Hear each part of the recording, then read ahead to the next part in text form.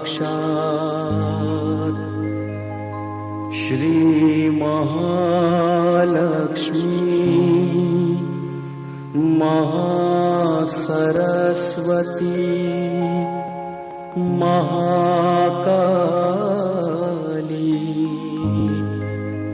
त्रिगुणात्मिका कुंडलिनी साक्षात् श्री आदिशक्ति माता जी श्री निर्मला देव्यै नमो नमः। ॐ त्वमेव साक्षात् श्री कल्की साक्षात् श्री आदिशक्ति माता जी श्री निर्मला देव्यै नमो नमः। ॐ त्वमेव साक्षात् श्री कल्की साक्षात् श्री सहस्रार स्वामिनी मोक्ष प्रदायिनी माता जी श्री निर्मला देव्यै नमो नमः।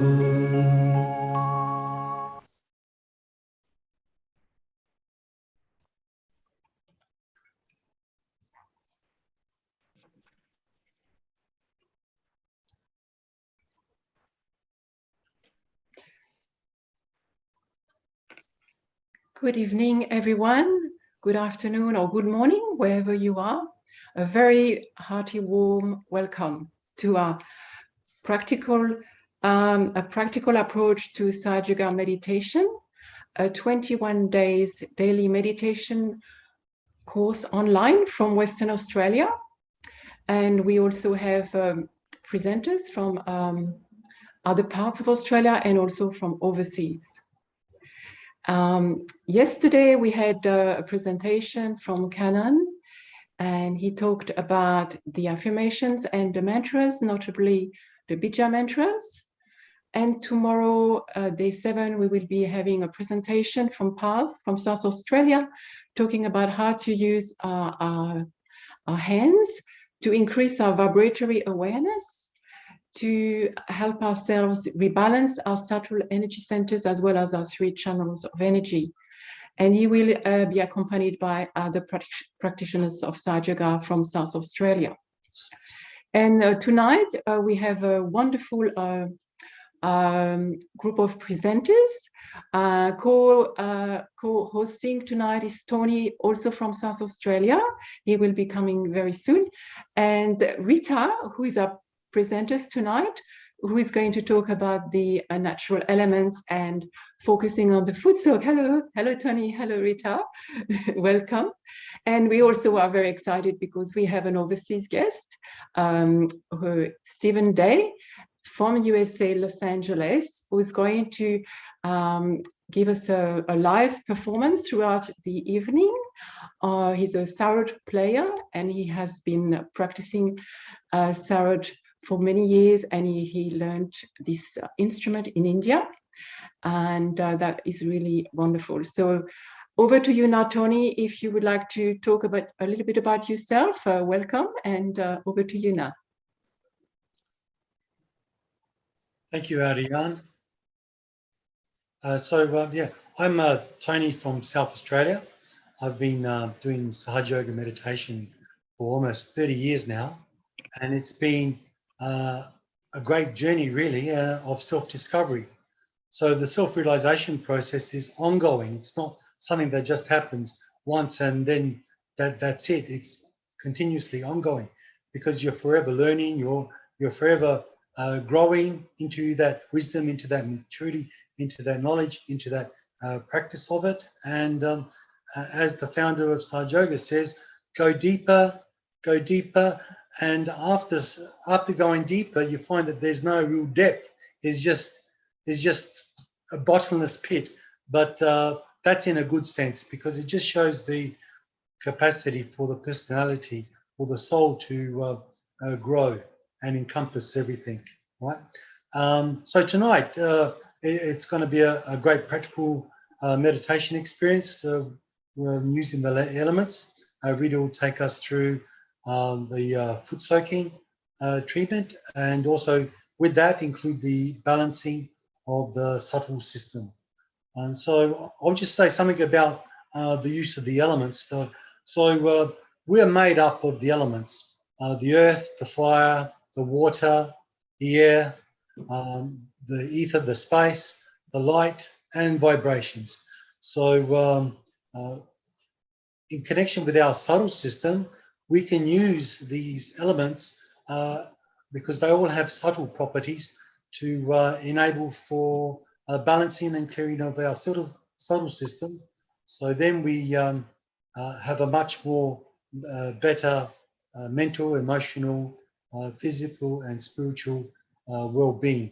So it's all about balance, and when you do come to Sahaja Yoga, you discover that there's so many treatments and so many beautiful treatments, and foot soaking is one of them, which I hope you will all enjoy. Okay, so we can now introduce Rita, who's been practicing Sahaja Yoga for many years. Thank you, Rita. Thank you, Tony. Thank you, Ariane. Yes, it is very exciting to be here. And I am actually really excited about having Stephen here, Stephen Day. He's an amazing musician. As you said, Ariane, he has been practicing for about 35 years. He's traveled around with Sri Mataji. He learned from Ustad Amjad Ali Khan, Sarod player, legendary Sarod player from India, which is amazing. And he used to do the introductory Sarod, music playing when Sri Mataji's programs were done. And quite recently, in 2007, I suppose, he did peace performance, a concert for peace and unity at the United Nations headquarters in New York City, and actually recently won a Global Peace Award. So what a privilege to have him with our session today. So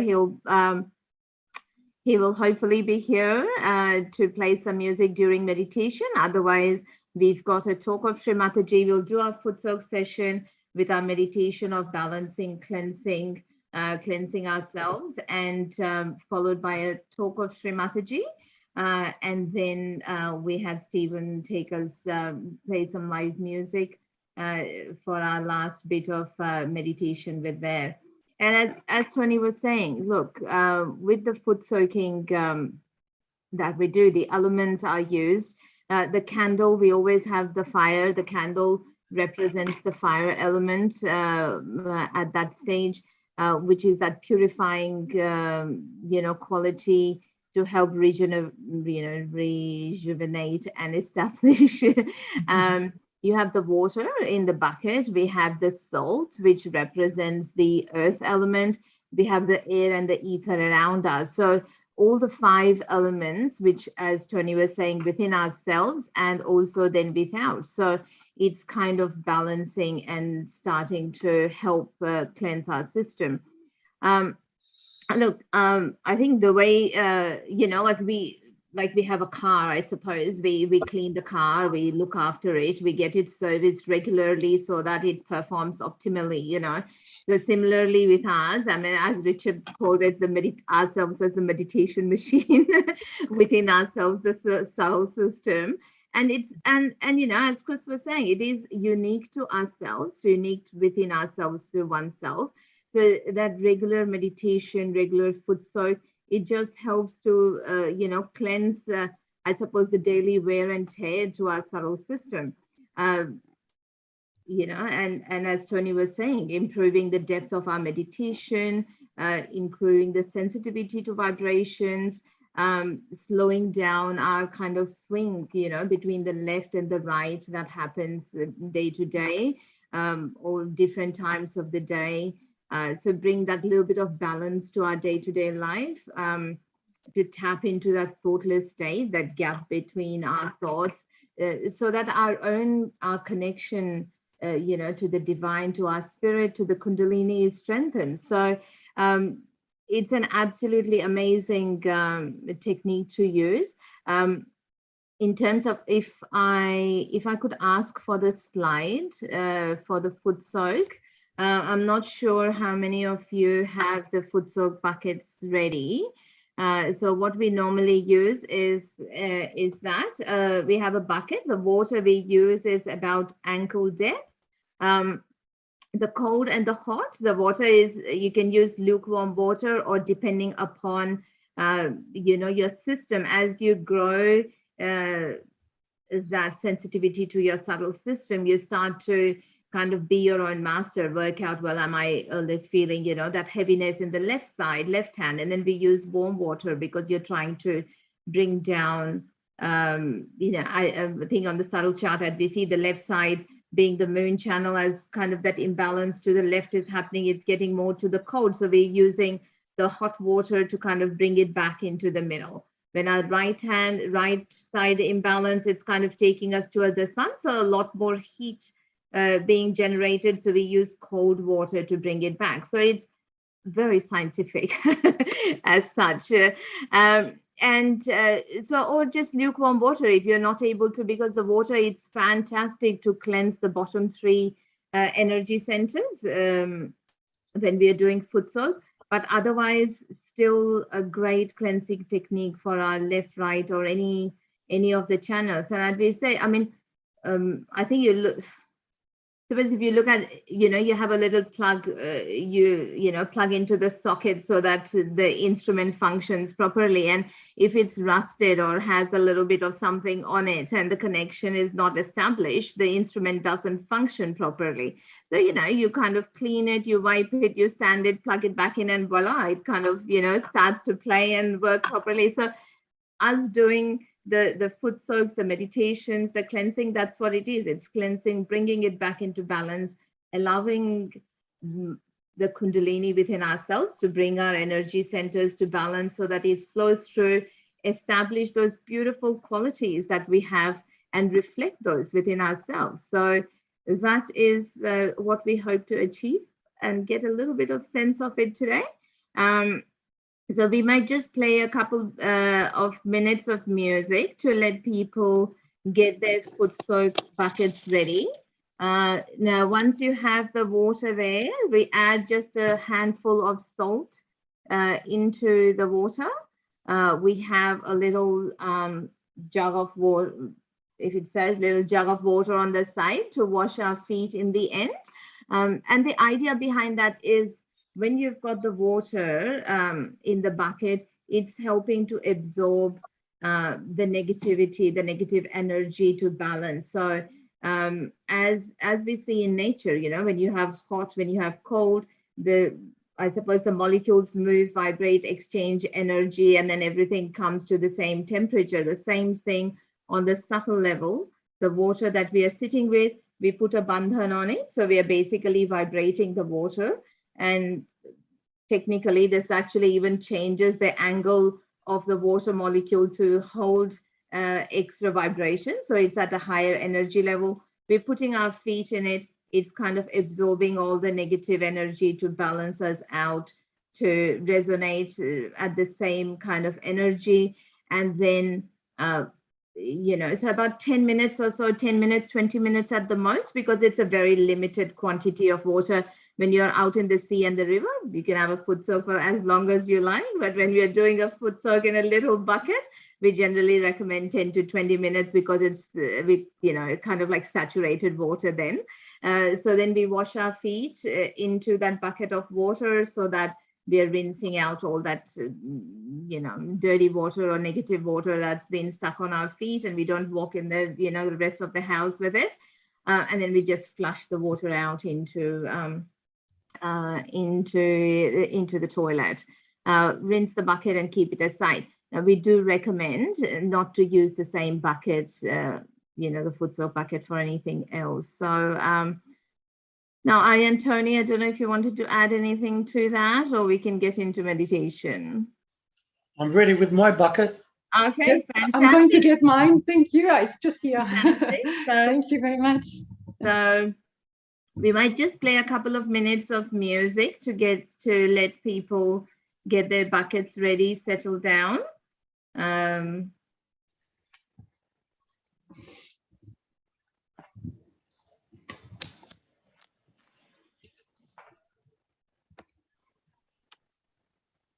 So as we said, once you have your water, and if you don't have your foot soak buckets and the water ready, that doesn't matter. Just have your feet flat on the ground. We'll just do as a meditation and a clearing out, and then you can do the foot soak, the next day. You can try it out in your own time. So what we do is around the bucket of water, we just vibrate the water. So we just do a circle with the request that we are vibrating the water, and just 7 times. Now we just let us put our feet in the water.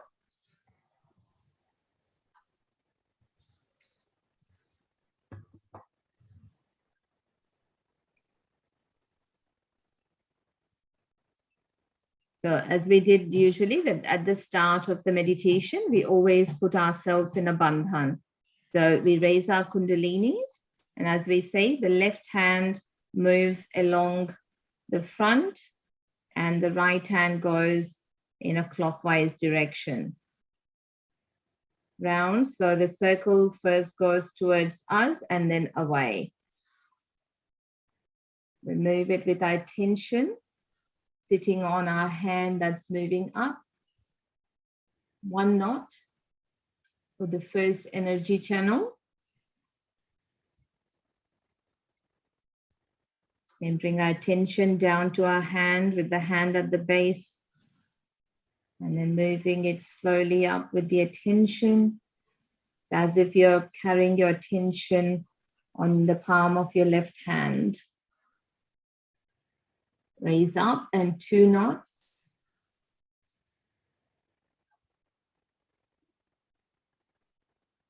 And the 3rd time for the 3rd energy channel.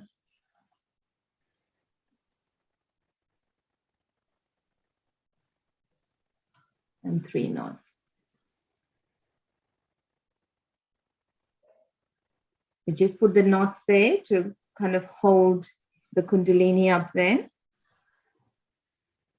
Now we do the bandhan, which is 2 semicircles making 1. So this is basically like we're putting an armor of vibrations around us. We're moving from the left side, above the head, down to the right, and back again. We do this 7 times for the 7 energy centers, moving your attention with your hand, feeling the vibrations moving around, flowing through, and back again for the 2nd. And the 3rd time. Nice and slow, feeling the vibrations rather than just doing it as an action.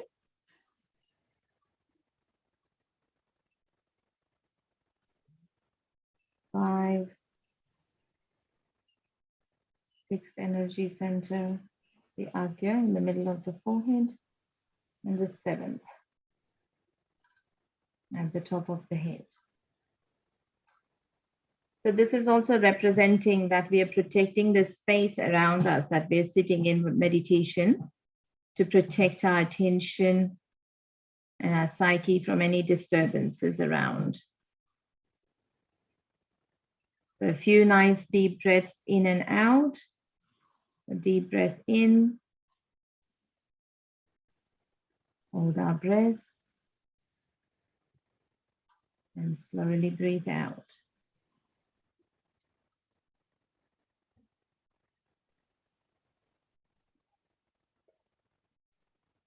Now we might use the mantra that was introduced yesterday, Om, A-U and M, to represent the energies of the left, right, and center, the first sound that was created. We'll just do it slightly different today to help settle our attention. So we breathe in nice and deep, and as we are breathing out, we will say Om. And just move our hand, the right hand in the front, from the base of the spine to the top. And then just press it slightly at the Sahasrara as we are saying it. We'll start, nice deep breath in.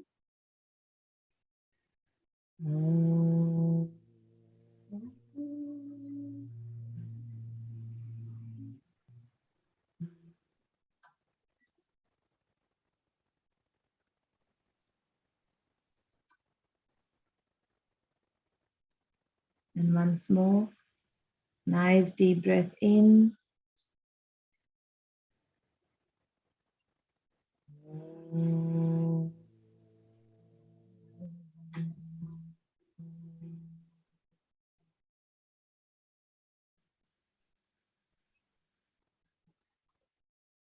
So we're saying the Om as we're breathing out.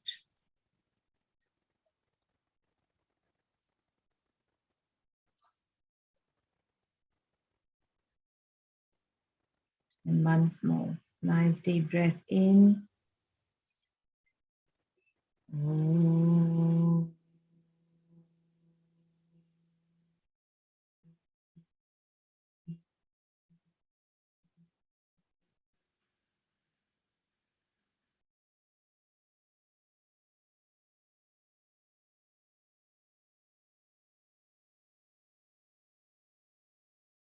And just to open up our Vishuddhis, the throat chakra, which helps us to feel the vibrations on our hands, we'll just do a little exercise, just raising our hands up and looking up towards the sky.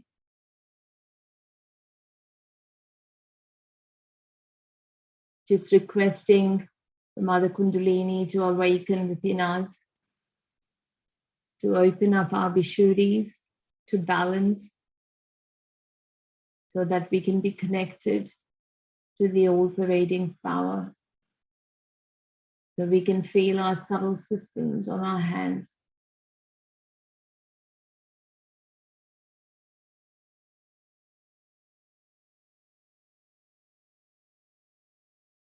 And just place our hands down.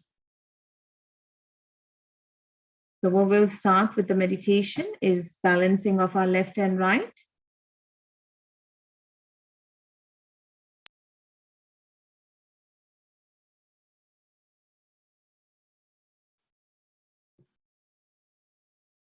We keep our eyes closed and our right hand towards the earth, pointing down to the earth. If you find your attention is swaying a bit or moving or not being able to settle, you can just use Sri Mataji's photo and focus on the red spot in the middle of her forehead for a few minutes, and then go back, close our eyes, put our attention back again.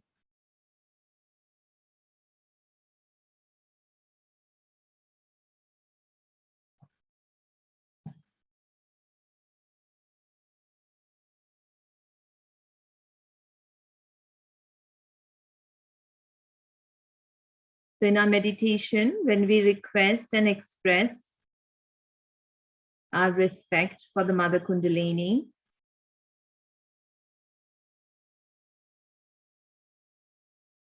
it helps to awaken, to nourish and balance this living process within us, within our subtle system. So Mother, please purify my emotions and my desires. Please let all the imbalances of my left side be absorbed into the Mother Earth.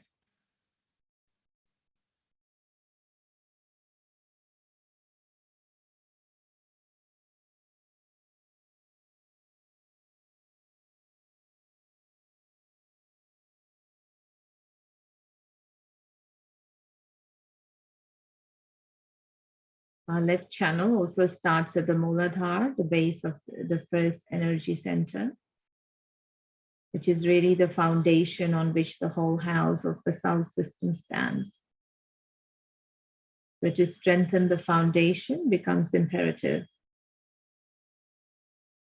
Say, Mother, please awaken the principle of the Muladhara within me. Please establish the innocence and wisdom to be in balance.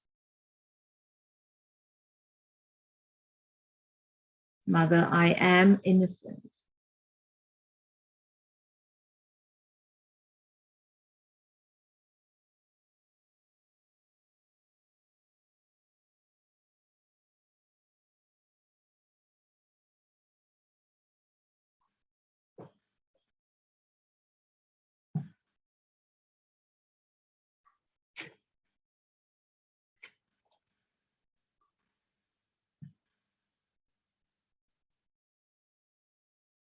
We bring our right hand back on our lap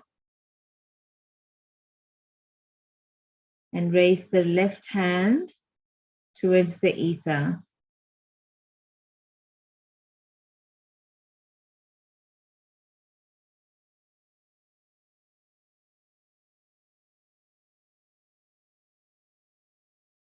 Mother, please purify my actions.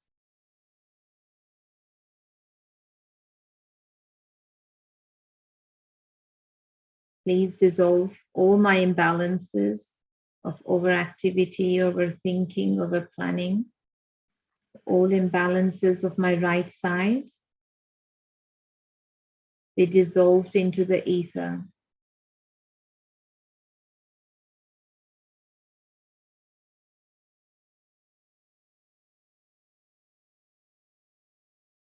Mother, please help us to awaken your powers within myself,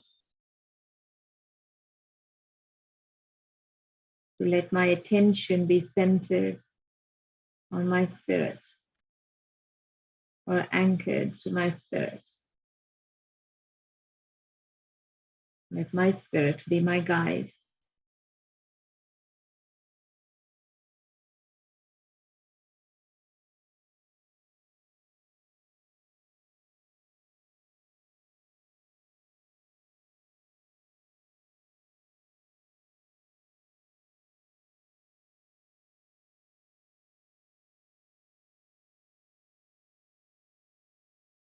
Bring our left hand back onto our lap. Just watching with your attention still on the top of the head. Just watch your hands to see what you're feeling. And then bring your attention back to the top of the head.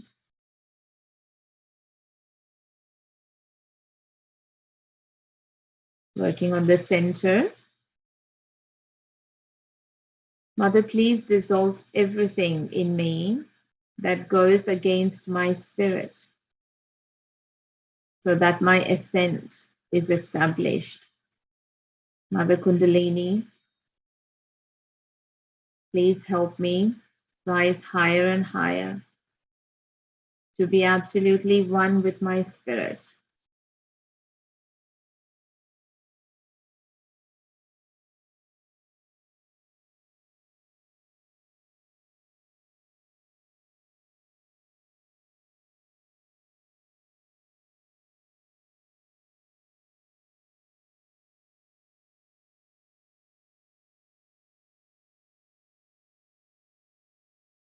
Please give me the strength to be my own master. Let my spirit be my guide.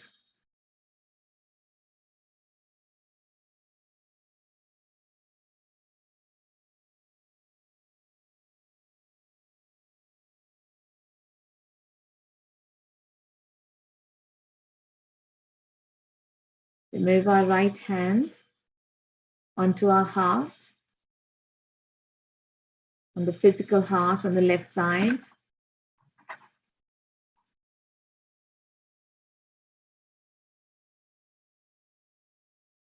Mother, please open my heart so that the love and the joy of my spirit is reflected within me.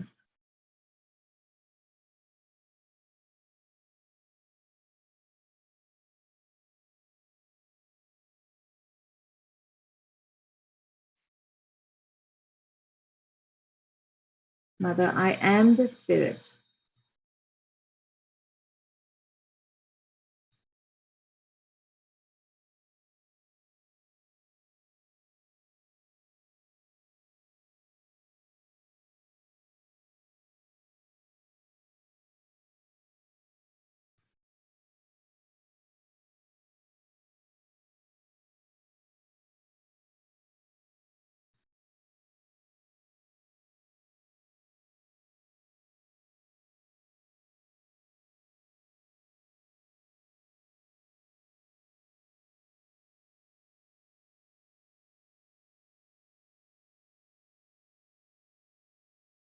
One of the joys of meditation as the Kundalini rises is what we call Atma and Paramatma ka Milan, which is the union of our spirit at the Sahasrara with the divine. But there's a nerve that goes from our heart through our left Vishuddhi, the left throat chakra. And this is usually in the West for us is blocked because of the guilt within us. So we just place our right hand on our left shoulder at the left throat and shoulder meet, just pressing it slightly.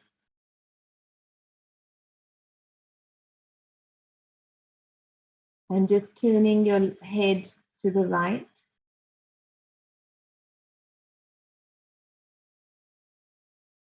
So, Mother, I am not guilty.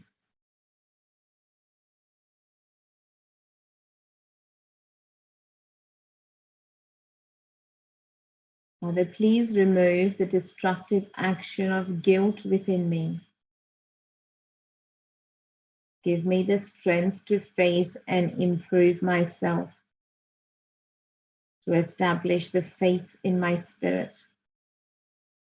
Mother, I am not guilty.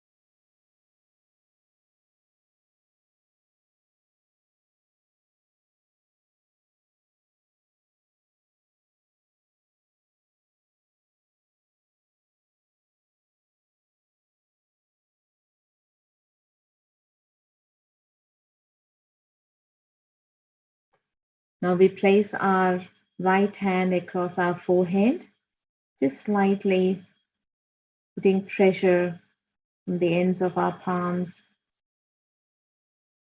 and letting our heads rest on our hands, just bending it down a little bit.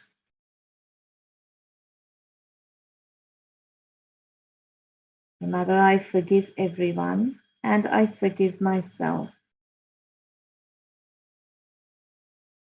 Mother, please help me go beyond thoughts and doubts. Hum and Sham, which is Hum, I am the spirit, and Sham, I forgive everyone.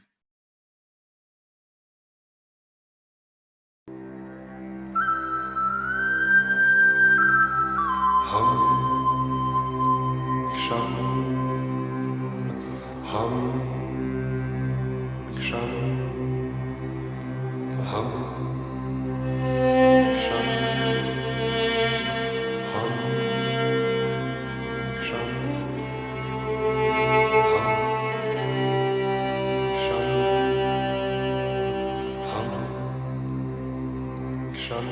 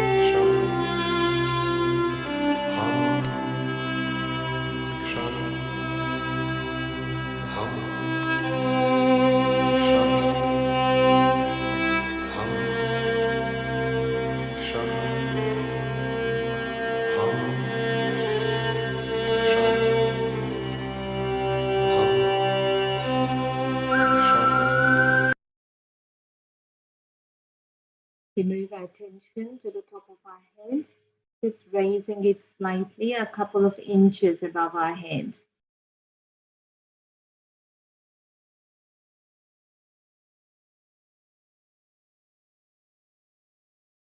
We thank Shri Mataji for giving us this technique of awakening our kundalinis, for giving us our self-realization. And we ask, Mother, please bless me with complete integration within my being, my heart, my mind, and my attention, to establish complete satisfaction within myself. Please let my attention rest between the space of thoughts where the divine exists. Mother, I am the Spirit.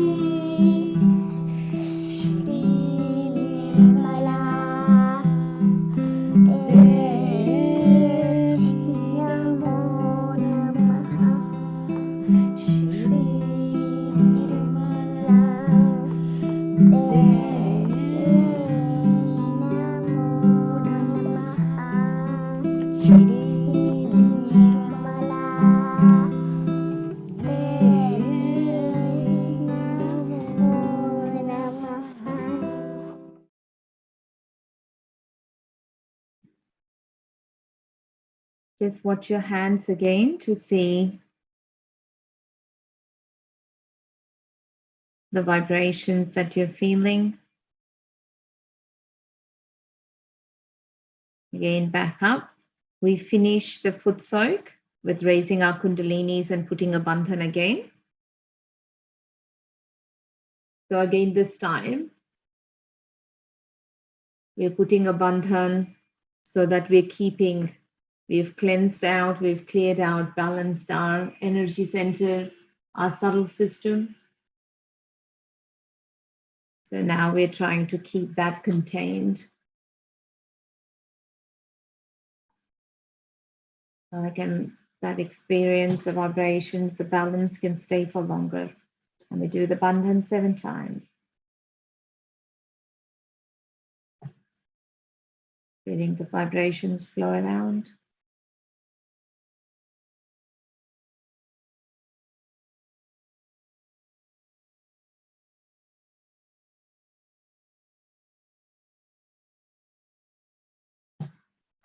Now we just take our feet out of the water. So rinsing one feet and putting it out on the towel or the paper towel that you've got to just let it dry.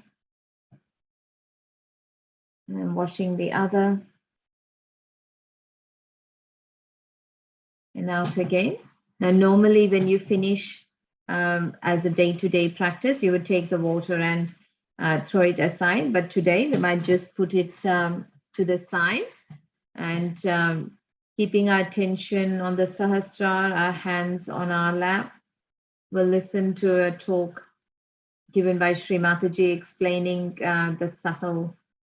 the subtlety of the elements.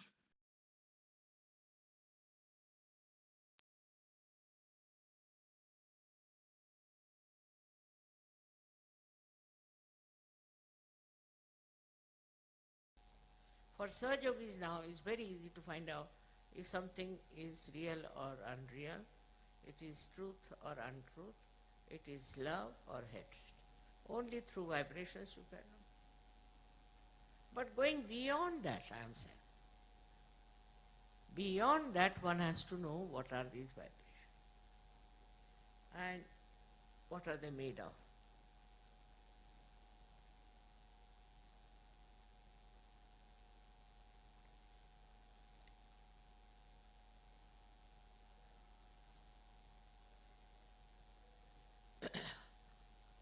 What is the subtle force which is behind those vibrations? We call it is Param Chaitanya, all right, Param Chaitanya so. What happens to you when you get Param Chaitanya is something to be understood, the subtleties. As I said, we are made of 5 elements, all right? So when you get your awakening, when the Kundalini reaches Sahasrara and opens out your fontanelle bone area, you become one with the divine power, then this divine power itself starts flowing through. A connection is established. Now when it starts flowing through you, this Shakti, this starts flowing, then what happens? The subtle part we should understand. The subtle part is like this, that these 5 elements we are made of, these vibrations gradually start breaking into the subtler form of which they are made. So the first thing such a person has is the breaks, you see, as it is said that word is God. Said also in the Bible. The word is God. Now what is this word? Word is a silent, we can say, silent commandment. We can call it like that. But from that word comes, according to Indian philosophy, is another thing that we call as Bindu.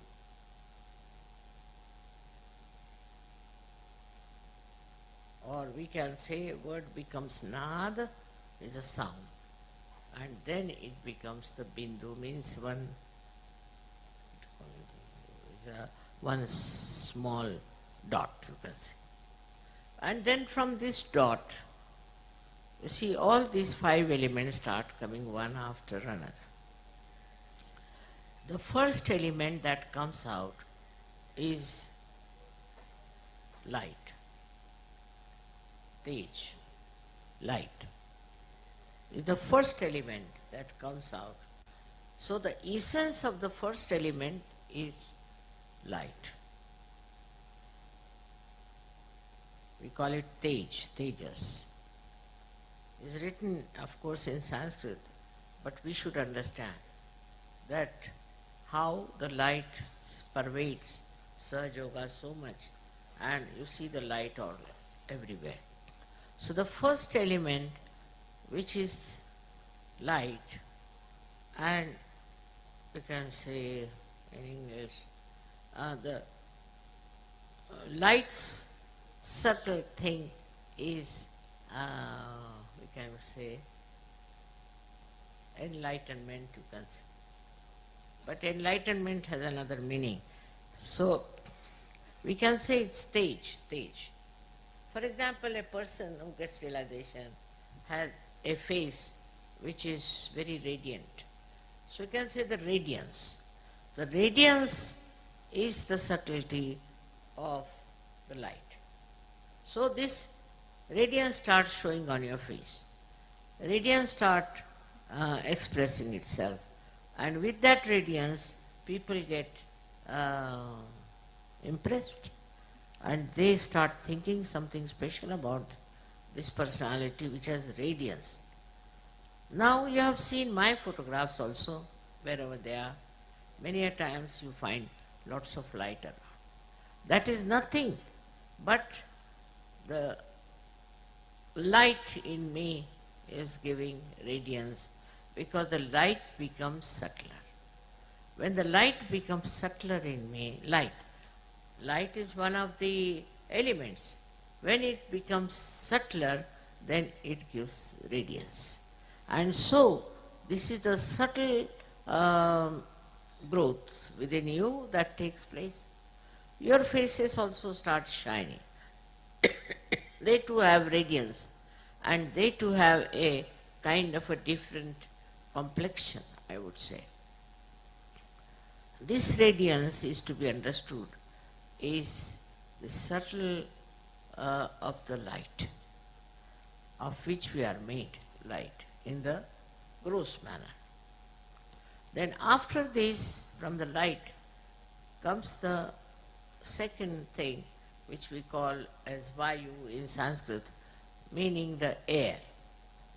So the air that we have, which is gross air, what is the subtle of air is this cool breeze that you get. The cool breeze is the subtle of that air.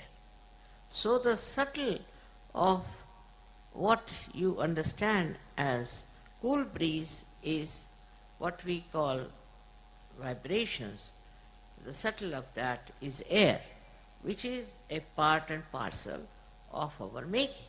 So this cool breeze is the second thing that you start getting subtler and subtler.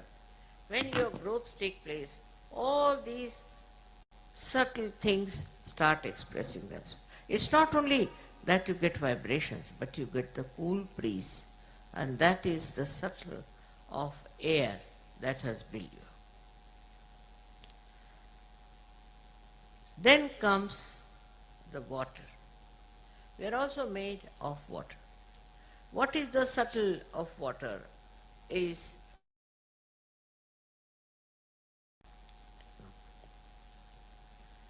sometimes English language, becomes little short of expression, but they call it,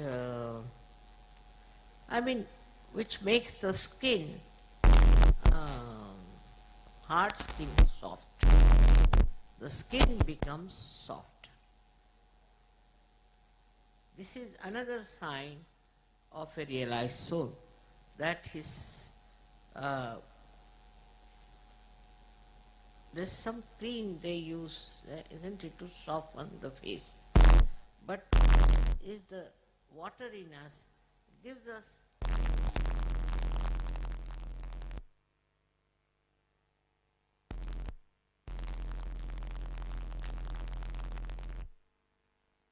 very visible. This is the minimum of minimum, I would say. But then a person who is a realized soul becomes a very soft person, very delicate.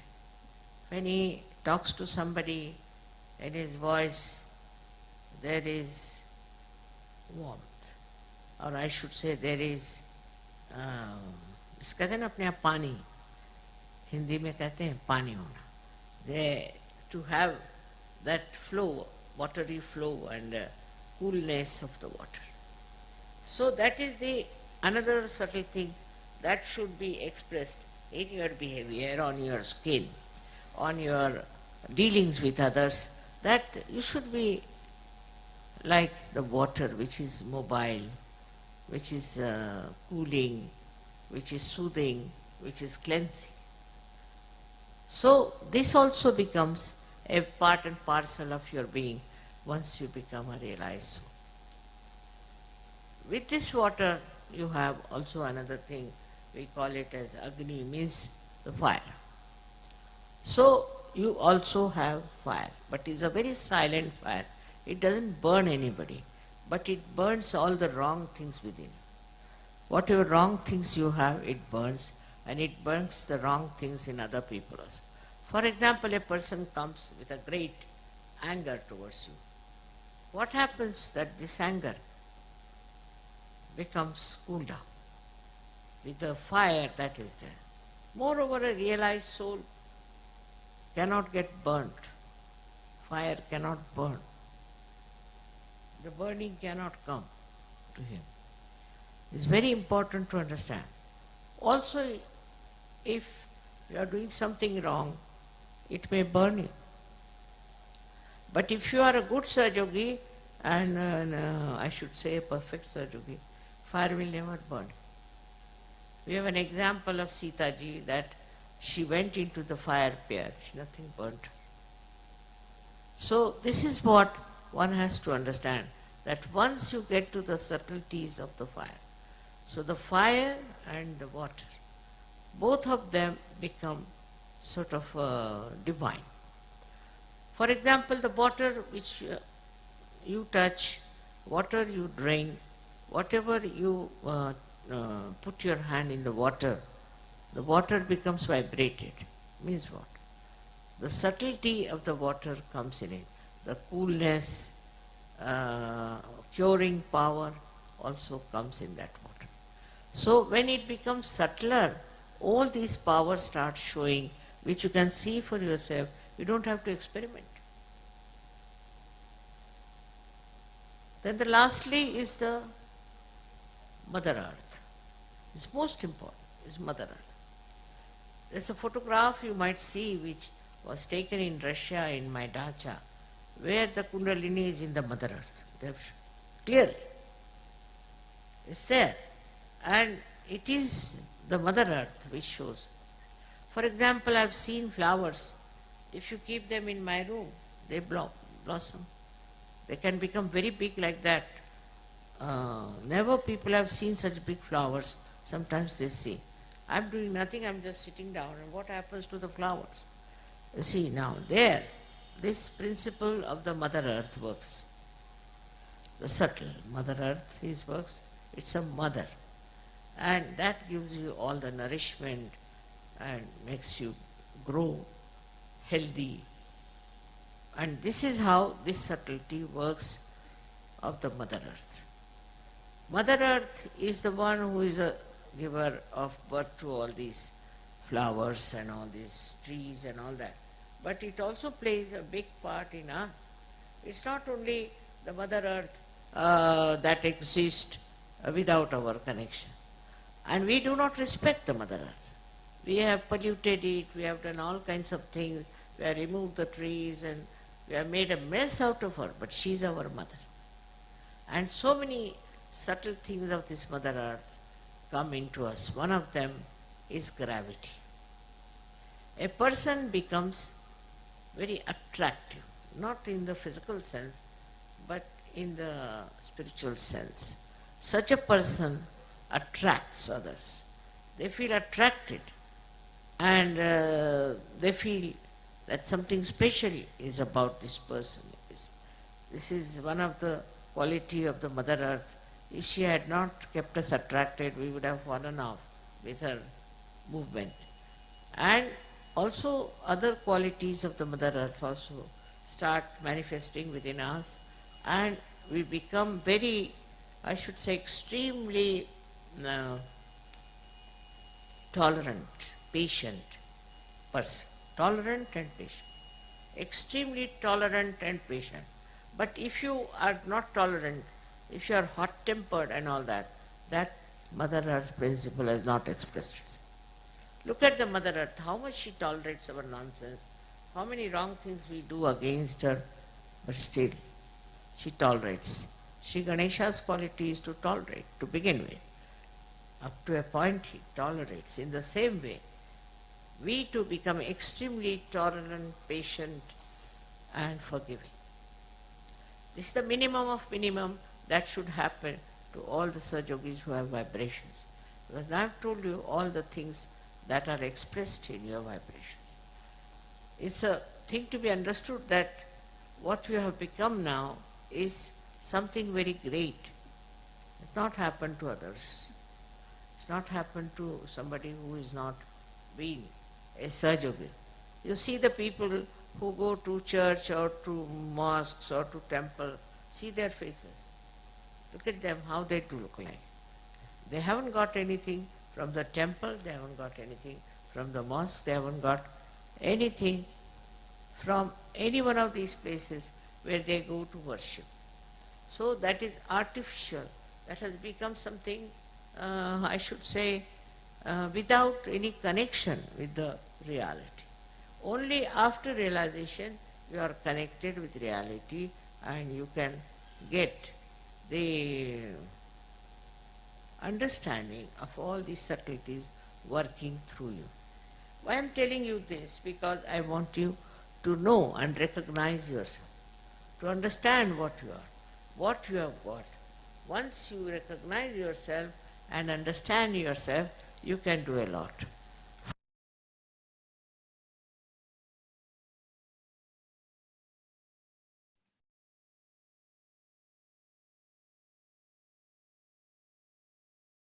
We keep our attention centered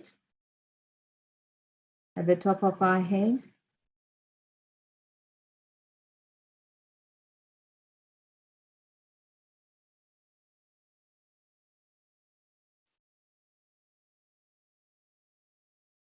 And Stephen has been able to join us.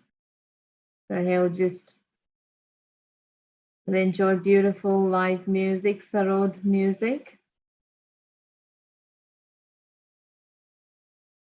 And enjoy the divinity of the music and the vibrations.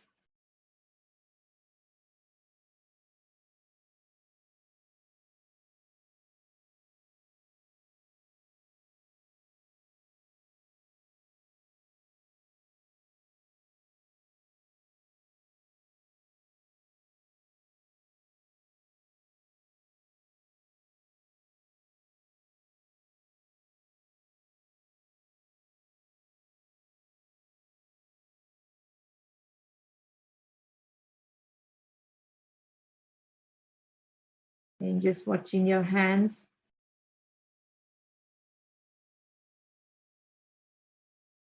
Bringing back the attention to the top of our head, just letting the thoughts flow through.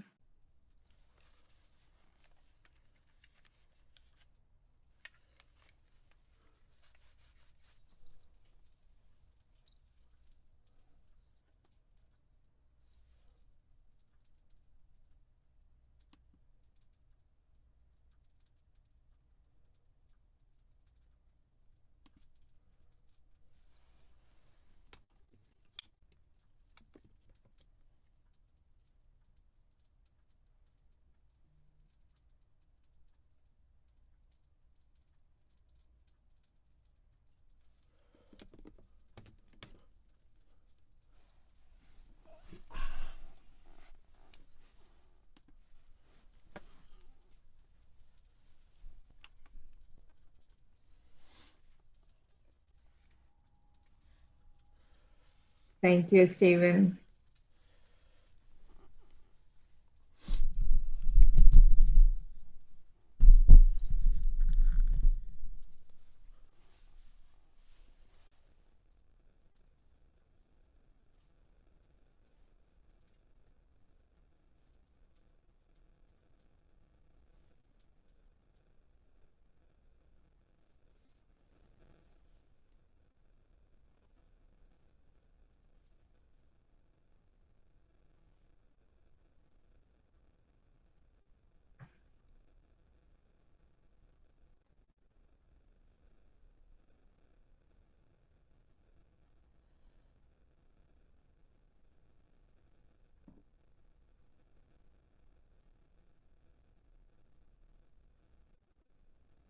Hello, Stephen.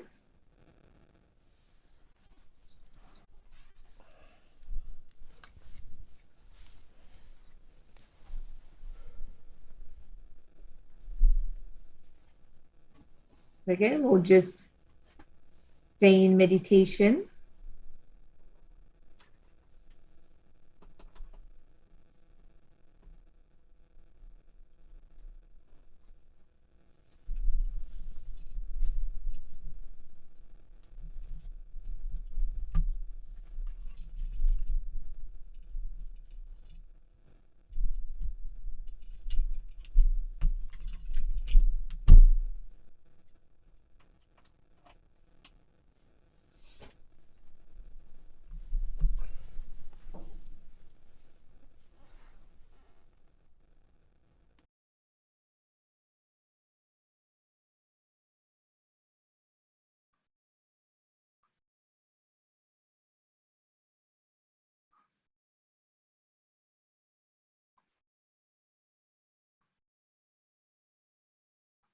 So while Stephen is just getting ready, just again for the last time, moving your hand up in the front, putting your hand on top of your head, just letting your attention settle in that space between your hand and your head.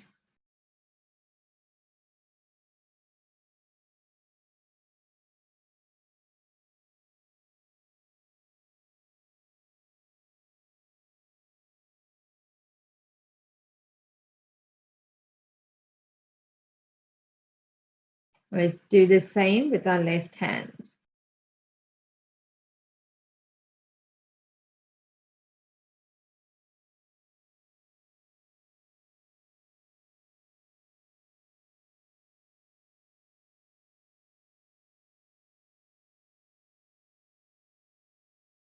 And both our hands back on our lap again.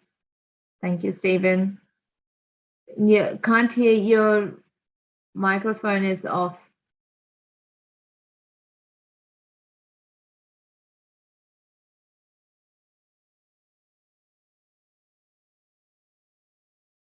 Thank you.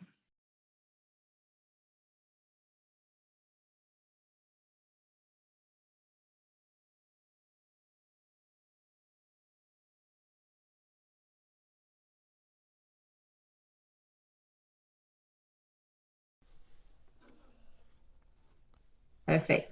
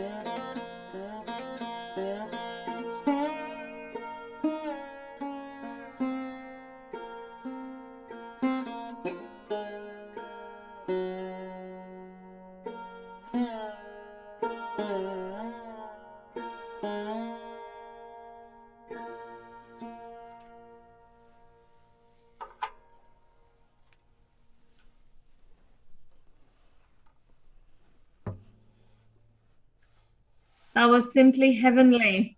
Thank you so much, Stephen. It's very beautiful. Thank you, Stephen. And just briefly, sincere apologies. We had a little a technical problem with YouTube. I believe it has been restored. So whoever missed out on whatever, who were watching YouTube, they can please, you can replay it later on to watch this incredible guided meditation by Rita.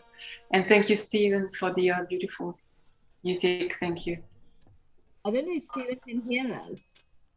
Can you hear us, Stephen? He can in 1 second. Can you hear us, Stephen? Now I can, yeah.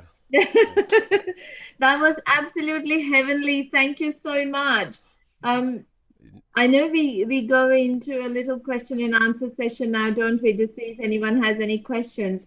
But I do have a request for you, Stephen, and I'm going to be very selfish about this, because that music meditation, just feeling the Kundalini dancing with the tunes and the waves, I would love, if you wouldn't mind, after our question and answer session, to talk us through about some of your experiences that you've had with Sri Mataji.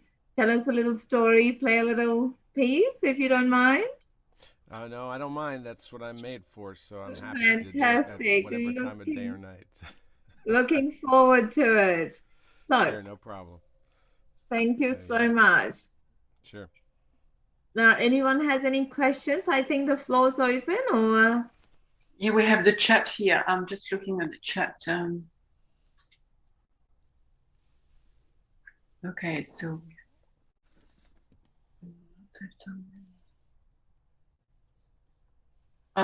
it's only about oops, sorry. I'm not very technically inclined. Tony, can you see anything? I don't see any questions. I think we don't have any questions, which is fantastic. Everybody's thoughtless. It's just amazing. Thank you, Rita, for this amazing guided foot soak meditation. And for those who have missed, please, you can replay it as often as you want on the YouTube that has now been rectified. I'm sorry again. Sincere apologies for the technical. Always little dramas, isn't there? So if there are no questions, Tony, did you want to add anything? Well, it was just a beautiful meditation, and it just gets better every time. Definitely does. Definitely does. So I think if Aryan and Tony, we might give the floor to Stephen then, and just enjoy a little bit more of beautiful heavenly music. Yeah? Yes. Yes, thank you very much. Thank you, Rita, and thank you. Thank you so much, Aryan, Tony. Thank you, Stephen. It's all yours. Thank you.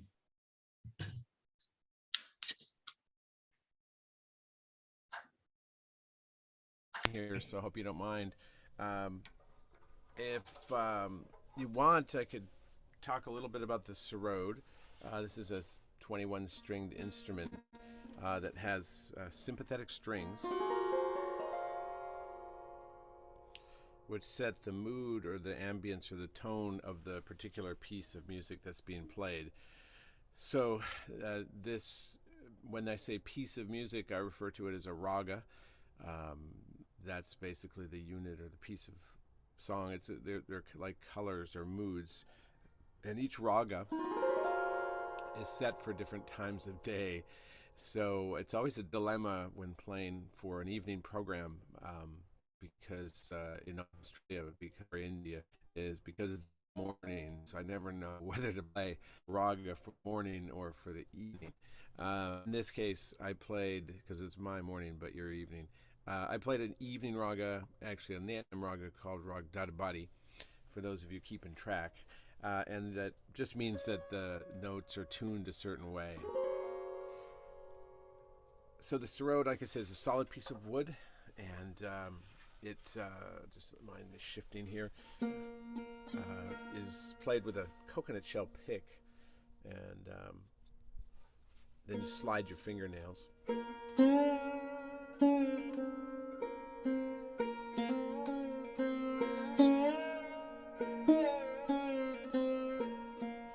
Which really gives it the speciality of the music comes from the slides.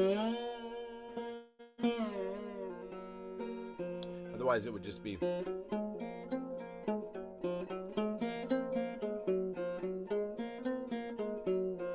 That phrase would be, this.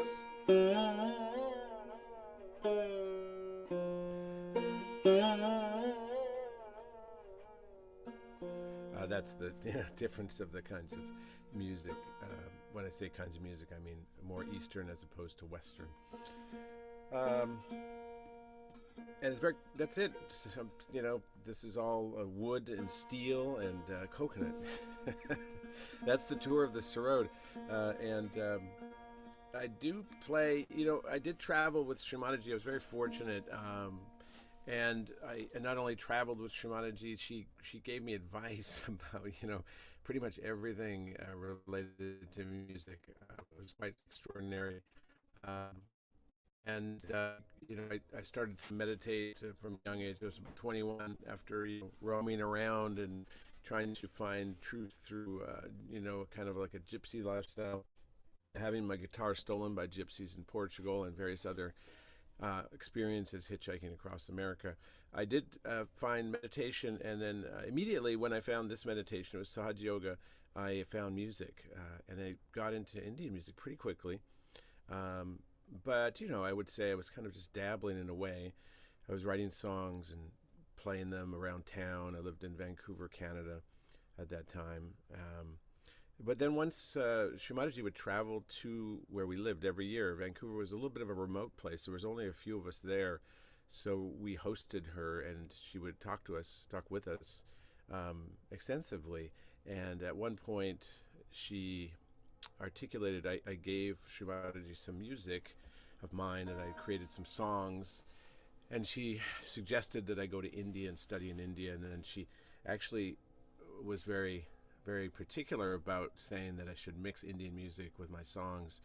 And she really became animated, and she said you could put the sitar or the sarod at the beginning, and then you can bring it back in, and you can study with my brother, and in Nagpur, which was at the time the place where there was a music school started in the name of her father, P.K. Salve. So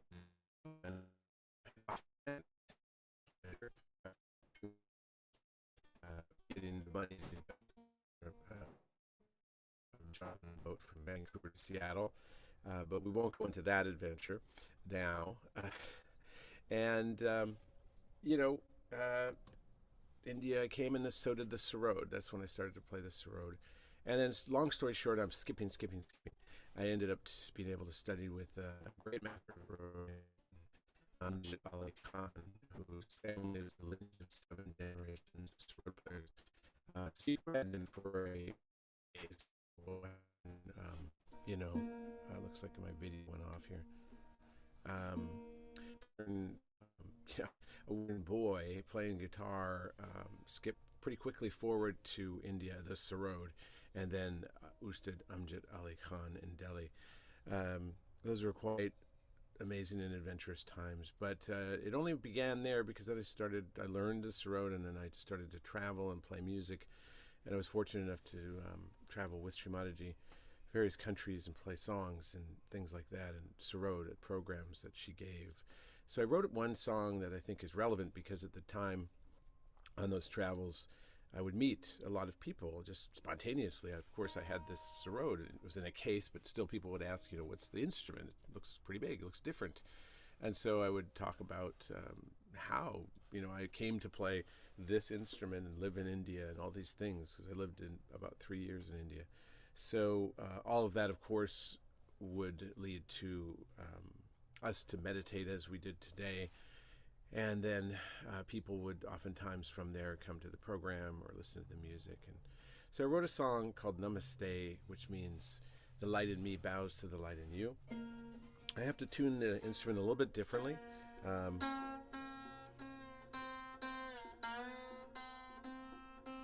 Which in itself is good to hear, because then you hear how the music is so different.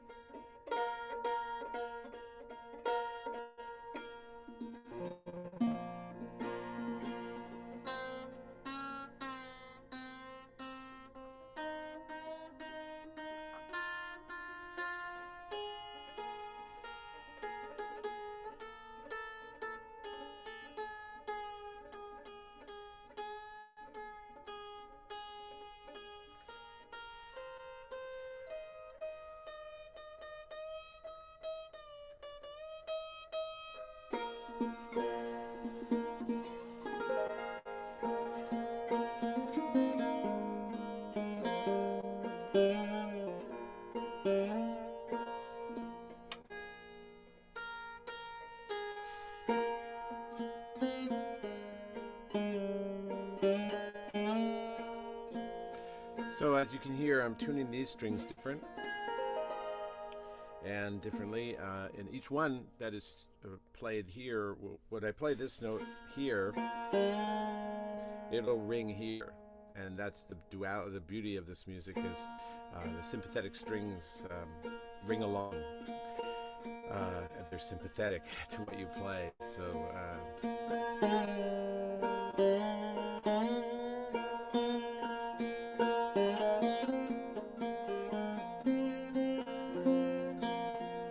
So this is, again, those of you keeping track, this is Raga Kalyan.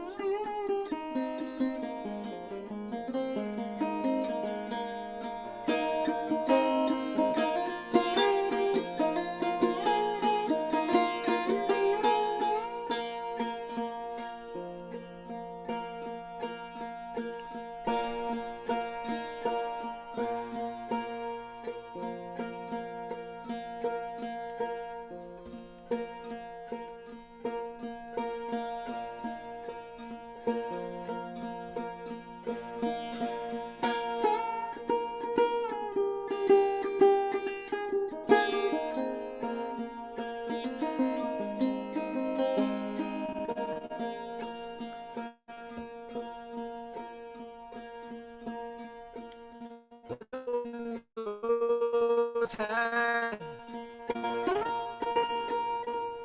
on a mountain side,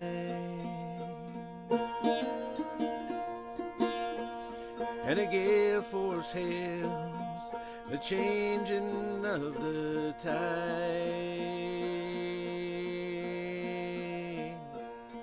There are fires that burn through your thin disguise. When the wind blows high, there are tears in your eyes.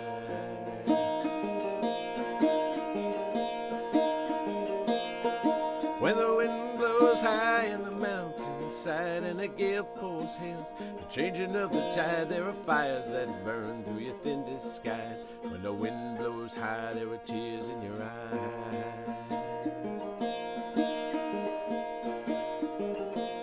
She said she spent some time in Palestine, where the Turkish Jews in the tube light shine, and she wrote Arabic rhymes on the tombs and shrines, from the London wind to the California pine.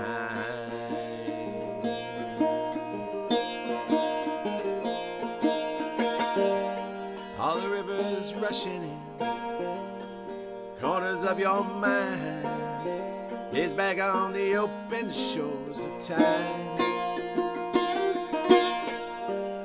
She shimmers and she shines, she'll never fade away. You'll lie awake at the dawning of your day. Namaste,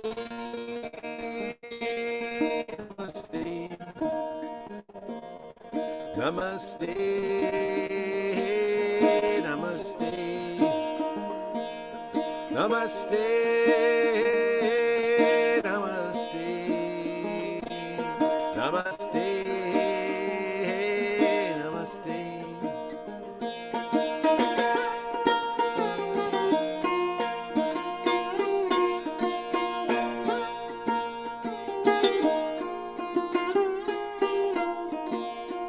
Far away on a foreign land, on a mountain top sits a holy man, and he stops in wonder as she starts to cry, looks into the sky for 1,000,000,000 miles. She cooks Tuscan dishes like delicacies, plays all kinds of music and all kinds of keys, and she smiles when she serves Chinese smoked tea. She laughs and conducts electricity.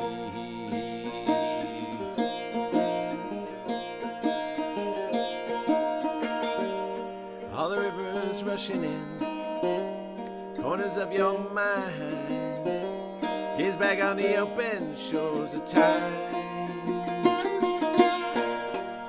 All the violence she smiles, she'll never fade away. You gaze back on the dawning of your day. Namaste, namaste, namaste, namaste, namaste, namaste, namaste, namaste. Light in me bows to light in you. Golden words she speaks to seekers of the truth. Close your eyes, the pain of ages melts away. Oh, namaste. Oh, namaste.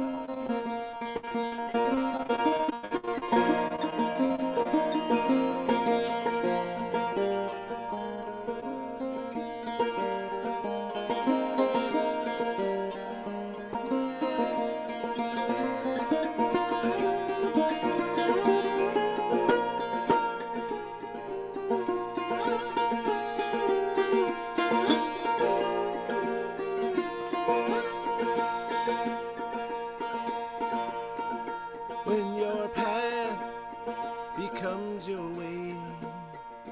In the land, namaste. When your path becomes your way. In the light, namaste. In your light, namaste. In your light, namaste.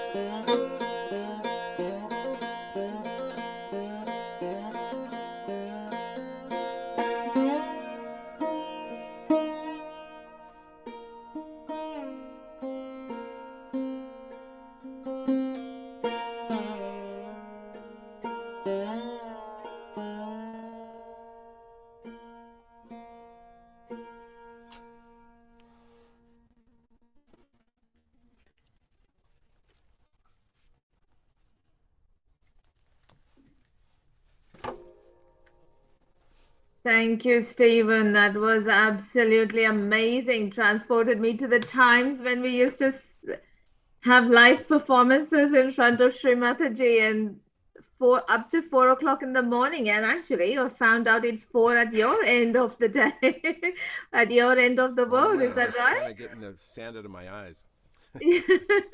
Yeah, well, little by little, the sand is coming out of my eyes and things are getting better.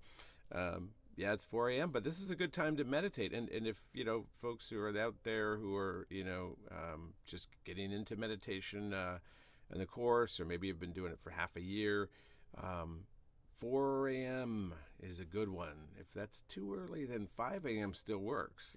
But if you can grab a few minutes in the early morning before the day starts whirling around, it's highly recommended. If there's something about the morning where everything starts to grow, the birds start to chirp, or at least the energy of the day begins to come in, even if it's still dark. There's something very, very special about that time of day, and this is that time of day for me. And definitely. So I'm just getting going here. And we can feel that vibrationally having from that time. But we've had a request for encore. Oh wow, that's cool. We love to play, us musicians. Absolutely, yes, we are quite happy to listen.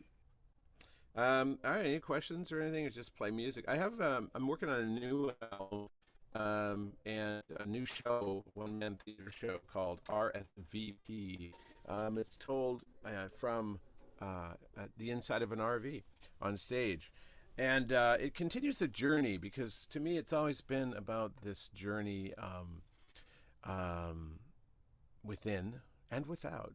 And yes. Like I said, it started as, it started actually for me in high school, or even earlier as a young child. But in high school, us boys used to do a lot of pranks. But one time we found ourselves in a skateboard bowl. It was cold. It's Canada, remember. And it gets cold quickly in the evening.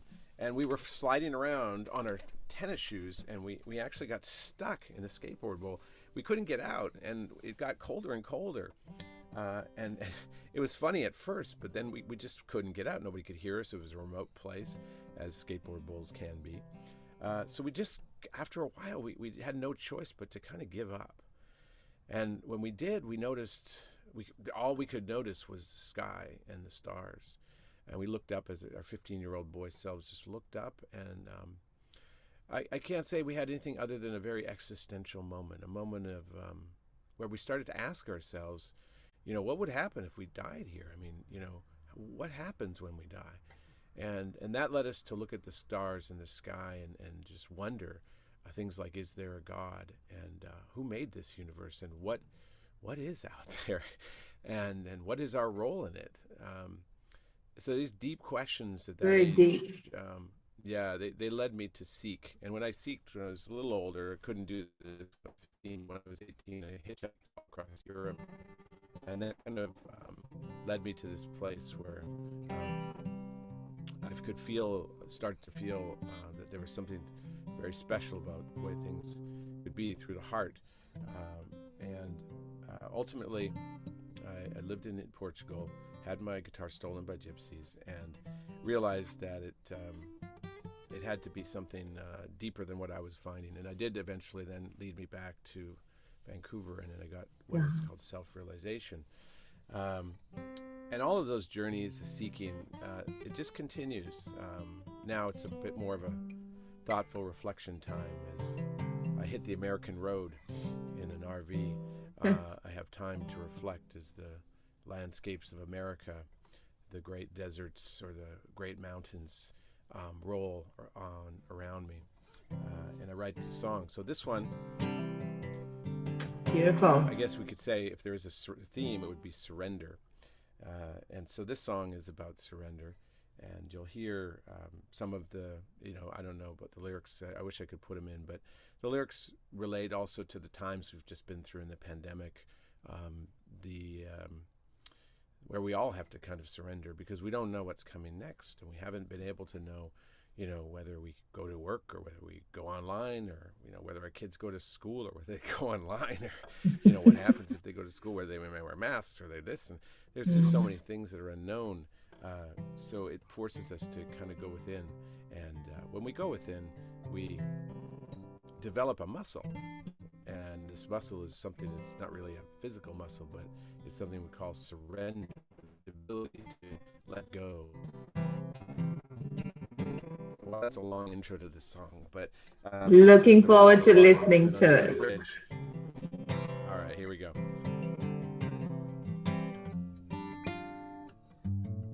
Oh, it's a different tuning. I'll just change it.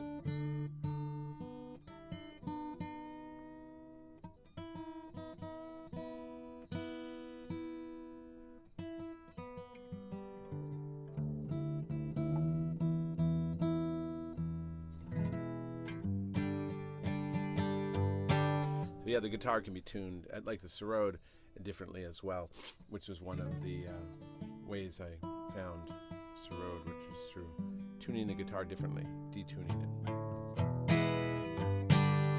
Anyway, here we go. This one is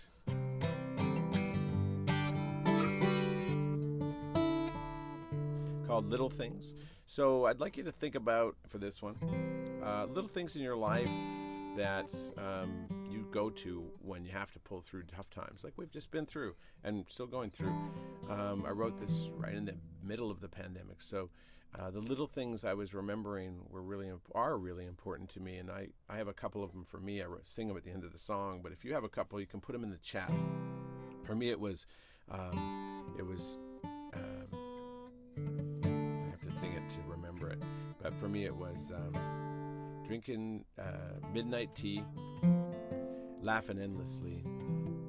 I remember the little things.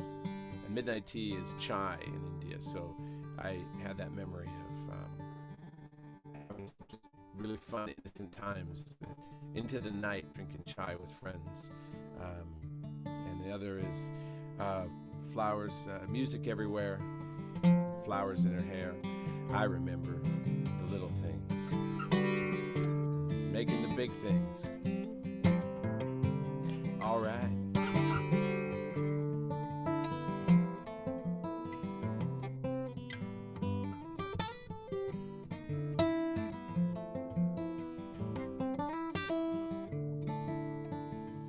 So, it's audience participation time.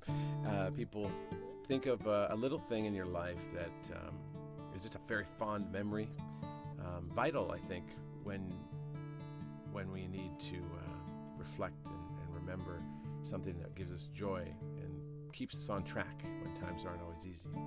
So the little things, here you go. Those are mine. If I see them in the chat, I'll actually incorporate them in the song, but I don't know if that's possible. That might be too much. I'm gonna put my chat open here, and like I'll say, I will do some live poetry. So give me some little things, guys, and I can see it in the chat, so give me some little things, and I might add them into the song. So I will incorporate your little memory into my song. Try that. Here we go.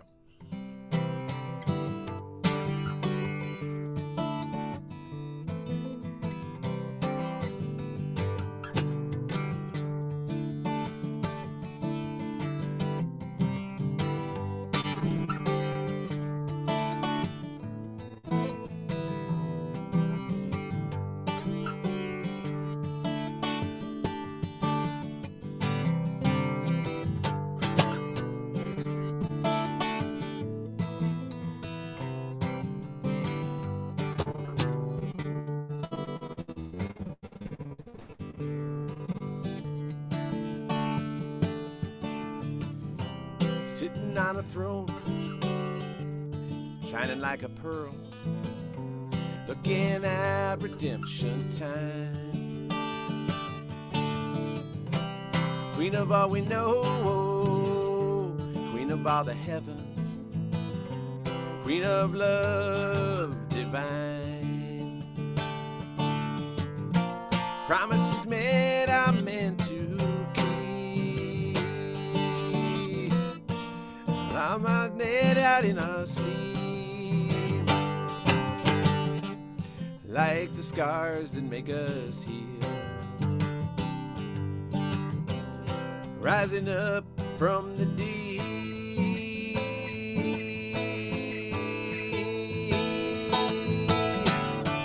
And I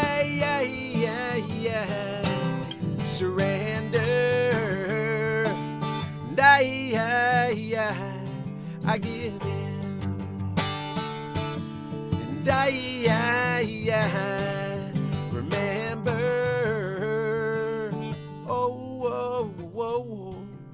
the little things, the little things.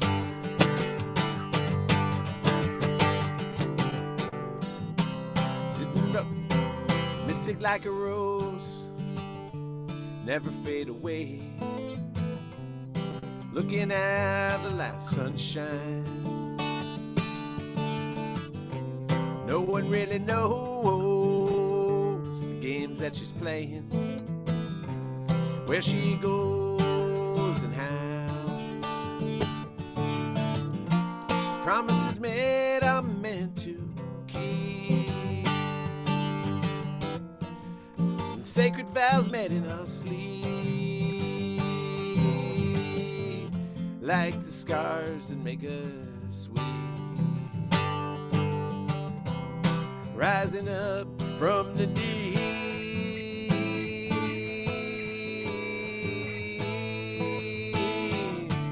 And I surrender, and I give in, and I remember,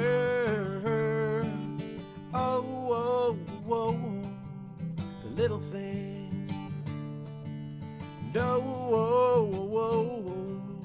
little things.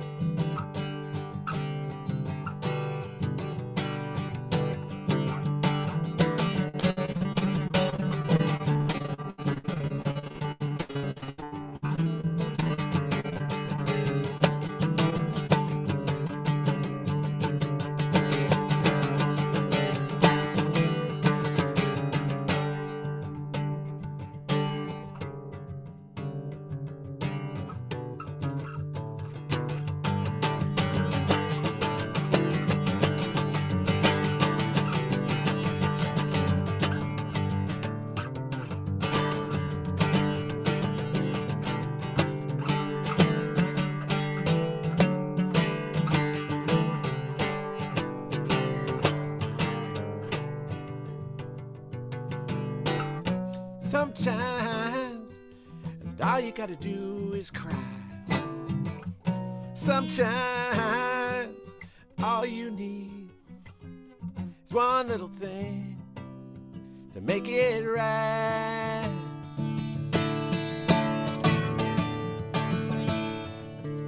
Flowers in the air, jasmine in the air. I remember the little things, help make the big things. Alright, drinking midnight tea and laughing endlessly. And I remember the little things help make the big things. Alright, help us make the changes in our lives. Help us make the changes.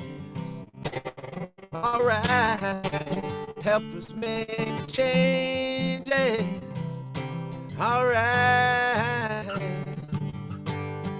sitting in my tree, laughing endlessly. I remember the little things help make the big things. Alright, going for a hike, getting on my motorbike. I remember the little things help make the big things. Alright, drinking hot tea in the morning. I remember all those garden flowers and the motorbike rides. I remember the little things, my little tree house, sitting with my friends. I remember the little things, they're making the big things. Alright, the love of my mother, the love of my brother. Yes, I remember the big things. And all those little things, they're gonna make everyone alright.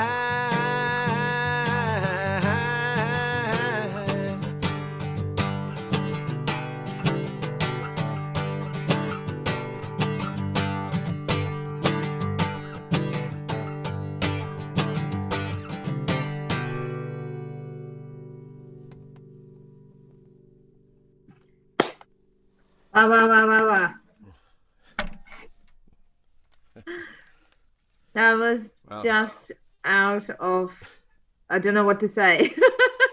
I think that I got a was couple of them brilliant. in there. Did you You- get? I I got a think couple you, of those rhymes in there. I think you got all of them. You got morning tea, you got mother's love, you got the motorbike, you got the tree house. The motorbike. Absolutely. Yeah, I got them in there. At a certain point, I gave up on the rhymes at a certain point, but I think that's okay. Absolutely. Anyway, I think you get the idea, and I appreciate you guys putting some feedback, and that helps. No, but it is such an important. Here's a request for a raga now. So I think. Oh, well, hello. Good morning, America. Good morning, America. Definitely. But look, that's such And an good important. evening, Australia. Yes. Good night, Australia. 12:05 in New South Wales, but others, I Is don't that think right? I'll be The able to. night, Yes. as they say, the night is young. Still young. Absolutely. Yes. And look, that's an amazing song. And as you said, the positive thoughts, the positive, putting attention on the positivity to kind of not let the the other thing overshadow. Absolutely fantastic. I was thinking of the motorbike. I had this little moped actually. Was that you, the motorbike? No, that wasn't me. That was Oh, that parked was it. actually. No, that was parked. But I remembered my little motorbike, my little moped from uni days. That was amazing. Yes. Well, there's nothing like a bike. There's nothing like a bike. Obviously, when I was a teenager, I used to ride bikes all the time. And it was a Yeah. kid, like 11 and 10 and 9. We used to race them down through the woods and all that. Yes. And then life happens, and you get to be serious, and you're an adult, and you got to work, and you got kids, and you forget to ride bikes. I took many years where I didn't ride a bike at all. In fact, there were many years where I just drove to the beach and didn't go because I was too busy. But now lately, I've got a bike, and I ride it, and for no reason at all. Not I could drive, but I'd rather ride. And the freedom, the wind in the hair, and just that freedom, and I think the innocence of youth comes back as well. And so that for me has been, I encourage you all to ride bikes. They're fun. And not electric bikes. No, coincidentally, for the last 6 months, that's been in my attention to actually go, and I've been looking at getting bikes. But yes, one day I'm sure it will happen. But let's listen to some ragas. Fantastic. Okay. I can see you're all ready. Can I make a small request, Stephen? Sure. Yeah, sure. You mentioned about a typical Australian song. Would you like maybe just to give us a little bit of a few minutes of you mentioned it. Australian song? Okay, well, you asked for it. Here, I'm only going to play a little bit of it. But the thing is,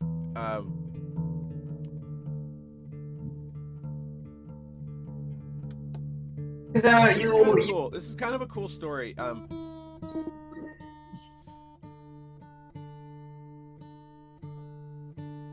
Okay, so as musicians, when we travel and go to play, at a new place, we have to find a way. I mean, without connecting to the audience, the musician is really useless, actually.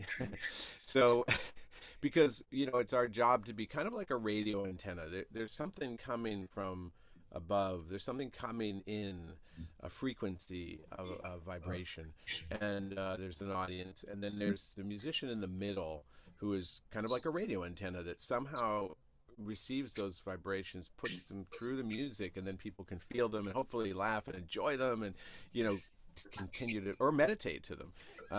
And so in getting ready for this program, and you see, it doesn't matter how you get in tune, you just have to get in tune. And so for this program, I for some reason, I just didn't understand why, but I had this song going through my head all the time, all week, as I worked.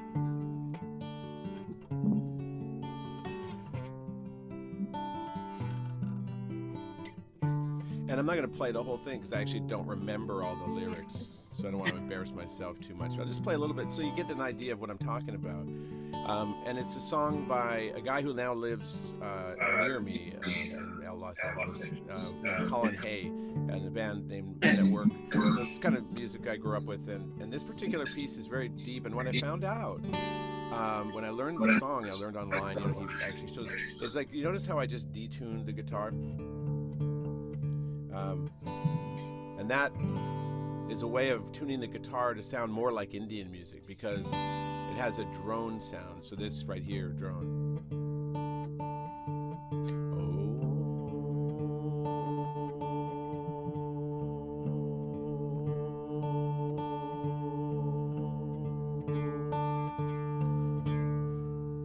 So, even though this song is not quote-unquote Indian music, it's closer to Indian music than, say, some other song that would be in standard tuning. So no wonder I kind of had this, kind of a kinship to it. So I'll just play a little bit of it. And I can't get to sleep. And da-na-na-na-na-na-na. And it sounds so deep. Na-na-na-na, situations. Na-na-na-na at night. Na-na-na-na-na-na-na. Na-na-na-na-na. They're just overkill. Day after day, it appears. And night after night, my heartbeat shows the fear. Goes to appear and fade away. Come back another day. I can't get to sleep. You know it. So, isn't that weird that that's the song that just wouldn't get out of my head all week? And it had allowed me to kind of connect to the vibe in Australia, because sometimes popular music, it's broken through for a reason, and who knows why. It's the music of seekers. It's the music of people who are, who are looking for truth, for connection, and may not have found it, or maybe they have. But maybe they haven't found it in a way that is as comprehensive as it is when you meditate every day. And I think the lesson there is honor the seeker within you. And Namaste is about that. The light in me bows to the light in you. Honor the songs that touch your heart, and it's okay to go and dance around to a song that you love, and who knows why, because it's opening your heart. It touches a part of you that is the seeker, and we never really want to lose touch with that. Just like in music, we never want to lose touch with the drone or the sound, and so that's just an interesting kind of journey into popular music. So I hope you enjoyed that. I don't know if anybody knows that song. Maybe you remember it. Does anybody in the chat? It was just a song that kind of I connected to, and it's kind of cool that it has this little connection with Indian music, as I said, by That's the detune beautiful thing. So yeah, thank you for playing it. very much. Sure. I actually Yeah. heard about Men at Work when I was before I came to Australia, and it was like what drew me to Australia. So it's pretty amazing. Yeah. Something Yeah, Colin Hayes is a captivating. good guy. You know, he's a really good Yeah. guy. You know, he actually put that song online, and he shows how to play it, which usually you never see an artist, you know, showing the audience how to play, showing their secrets and how to play the song. So that was pretty cool. Okay, so as I said, there's morning ragas and evening ragas, and even though it's evening there and nighttime for some out there, I guess not so much in Perth, or hold on, New South Wales, whatever. Where are we? Perth. Ariane, you're in Perth, right? So what time Yes. is it there? It's 9:15. Okay, so it's earlier in Perth. Yeah. And I'm very young in Perth. Yeah. The night is young here. Right. Baby crawling. Well, Parth says So, it's but this raga is 11:45. The Parth says it's 11:45 p.m. in Adelaide. So there's a teenager there. I have the perfect rag for this. Okay. This raga is technically a morning raga, but it can be played any time. It's actually Baidavi, Rag Baidavi, because it functions. It's played. Well, it's typically played at the end of functions. Not that this has to be the end, but I've got a request. Sorry, Sure. Stephen. I've got No a worries. request if you could explain what a raga is. What it yeah, actually means. I or- can give a textbook definition. And the explanation of a raga would take you like 3 lifetimes. but That is correct. but I can give you a little bit of a sense of what that is. A raga is, well, you know, a song would be something like a melody and rhythm, right? So, you know, hey Jude, don't make it bad. Take a sad song. That would be a song that we know, right? A melody, Western, most people know it. Hey Jude. And a raga is a combination of notes, like a song, but it doesn't.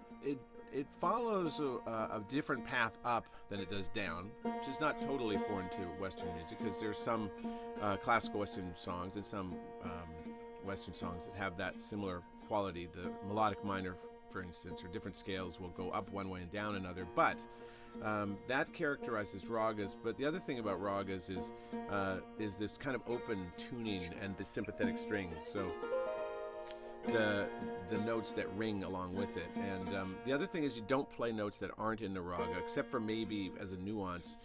So it's not like jazz. It's very improvisational, like jazz. But yet, there are stricter rules in terms of sticking to the notes that are in the raga, because if you go too far outside the notes, then you lose this, the magic of that kind of beautiful, sympathetic sound that gets created. And that sound is created for different times of day. So it's very distinctly created for thousands of years. These pieces of music are aligned to nature. So one raga, for instance, is aligned to the opening of when the sun comes up, right when the sun comes up. So it's akin to when Shiva's meditating, how his eyes are half open, half shut. So beautiful combinations. And then when the earth is at that place where the sun is just coming, it's like a meditation. So there's a raga for that. Amazing. For a raga just for that time of day. There's a raga. So many different times a day, and when you discover the raga, you have the magic of the raga in your life, and you listen to them at the right times of day, you start to tune in to these beautiful, beautiful subtleties of the day and the night. So that's one quality of a raga. And so I actually, for my fans and friends and all that, I organized my YouTube channel for different times of day. So if you want to follow that, it's kind of like radio. I picked some of my favorites, and of course I threw mine in there. Yeah, you can listen to the ones you want and create your own playlist. But I've got my favorite morning ragas in a big long playlist, because what I would do is just put it on for 2-3 hours in the morning if I had a weekend or something, and especially when I'm studying the raga. So I recommend that.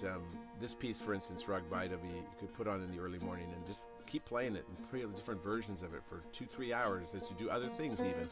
Wow. And it's a good way to really become one with the raga. And then similarly, Raga Body, that's a later night raga. So if you find yourself, in the later night, maybe meditating or just, winding down, it's a great piece of music to play.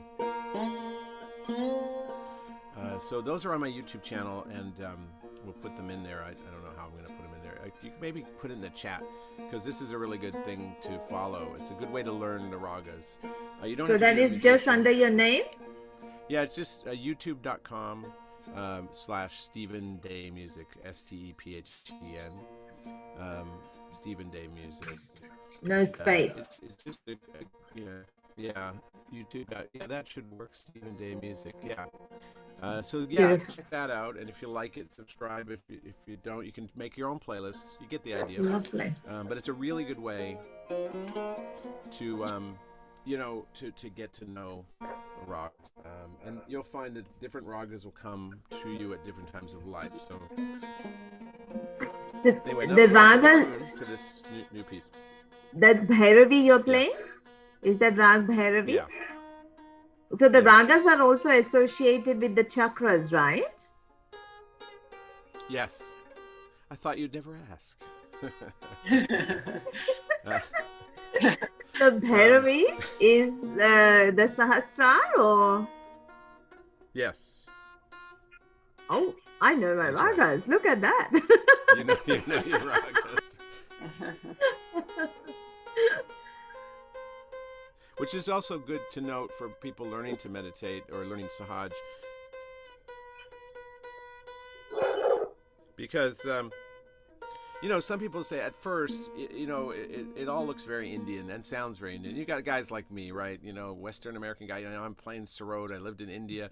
It's like, well, what's going on with that, right?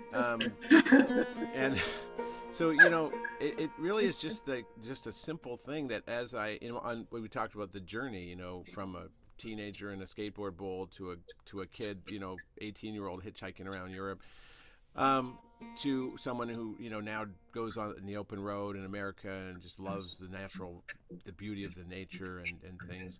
We at different phases in life, our journey continues and our search continues, even though it becomes more refined. Indian music, Indian classical music, it just allows that search to take a deeper root. And it allows you to connect your soul, to connect and reflect upon the journey in a way that it's kind of like writing a diary, but on times 20 million. I mean, it's like the level of reflection you can get when you Surreal. just are sort of in awe, like you're at the top of a mountain after a long hike, and you see the vista, or you just kind of, you can't really talk, you can't think, and Indian music will get you into that meditative state and allow you to stay in it for long periods of time. So it's not just about putting a bandhan on and then meditating for as long as you can, and then having to get up because your knees hurt or because you have to go. It's more like you just allow meditation to be part of your life, and that's the beauty of the raga. That's really my answer in the end, is like, what is a raga? A raga is a way. It's a way of tuning in to the universe on a very deep level, and then allowing your soul journey to continue on a level you could never have imagined. That's a good definition. Absolutely. I like Yes. it. Perfect. Thank you.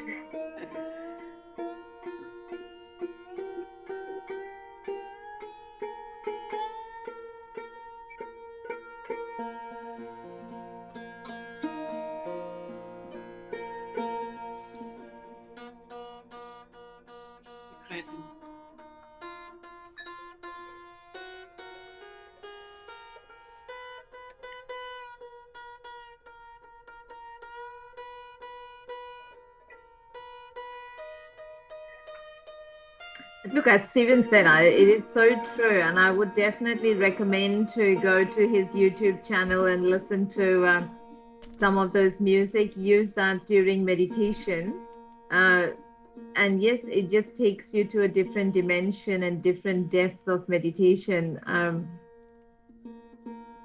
just waiting for Steven while he's tuning Yeah. his Just about tuning and getting ready.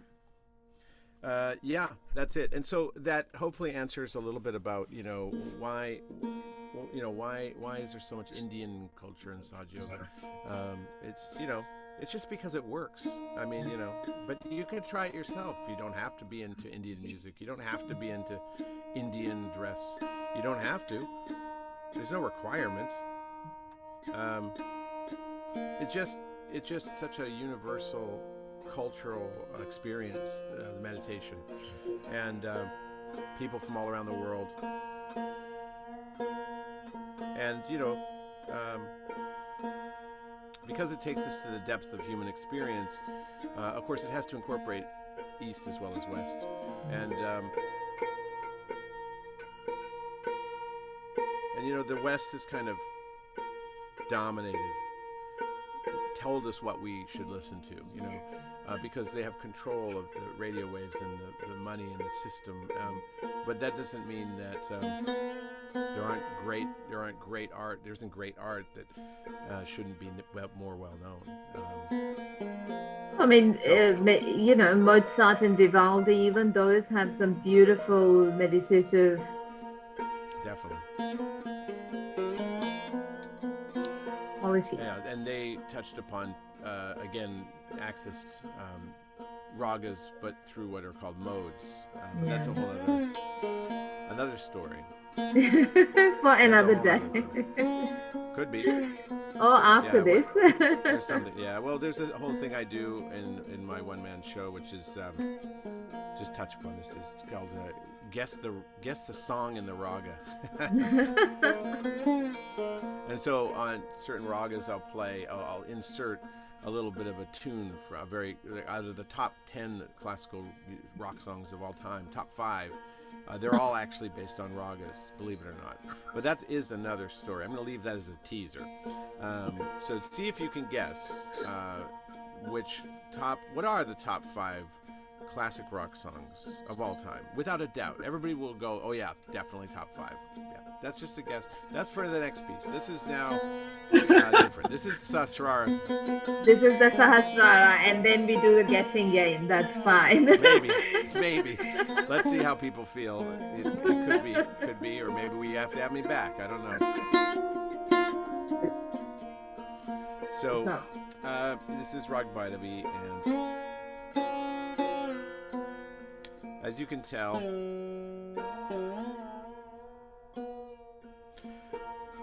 the tuning is part of the process of getting ready for a raga, getting ready for a different meditation. You can feel the notes. They've created a totally different mood.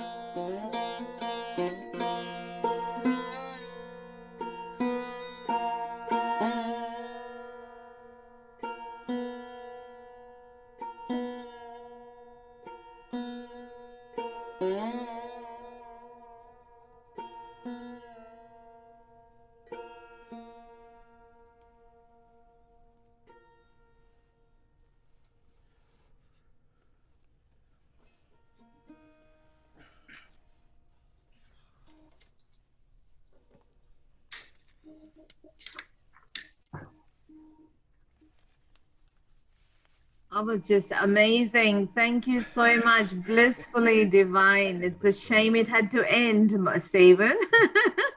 Thank you so much. Yeah, absolutely amazing. Yes.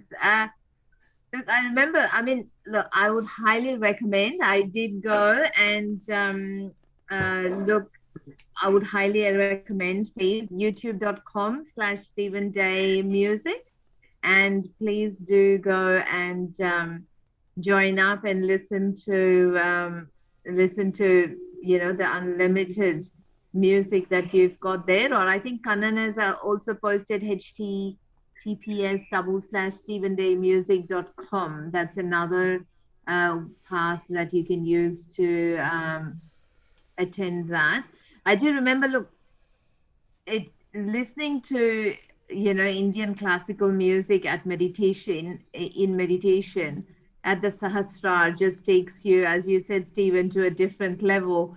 I know this is 1980. I think it was in about 1986. I was about 18 years old, so my generation was into Bam and Michael Jackson and all that. And and I remember attending with Srimataji, India tour time. So we had beautiful musical evenings, and one show was Shehnai. So Srimataji was on stage playing Shehnai, and I'm kind of sitting there. I was sitting next to this yogi from England, Elizabeth, and I'm kind of going, oh yeah, there's Indian classical music is boring and that. And then I saw her just absolutely enjoying, and she was shaking her head, and I kind of turned to her and said, I really enjoy that, and she goes, yes, you have to put your attention on the Sahasrara and listen to it. It's just beautiful. And I went, what? Okay, I'll do that. And yes, absolutely, sitting there, then listening to it, connected to the Sahasrara as vibrations was just absolute transformation. And yes, hooked me to Indian ragas, I must say. So it is, but yes, beyond a fantastic experience. But talking about that, I think we have a few messages. Oh, thank you very much. Which raga it was? Radhe. Yes. And also feel free to, this was your post, to sign up for the newsletter at www.stephendaymusic.com to keep in touch. And also feel free to email him musicbyday@gmail.com or at Instagram @musicbyday. Fantastic. So, and I think we've just also actually found a little clip, little expert of Srimataji explaining a little bit about ragas. So we might listen to that. What do you say, Ariane? Yes, if Stephen's happy, it's just 4 minutes. It's just a 4 minutes explanation by Srimataji. Absolutely. Fantastic. Yep. Thank you.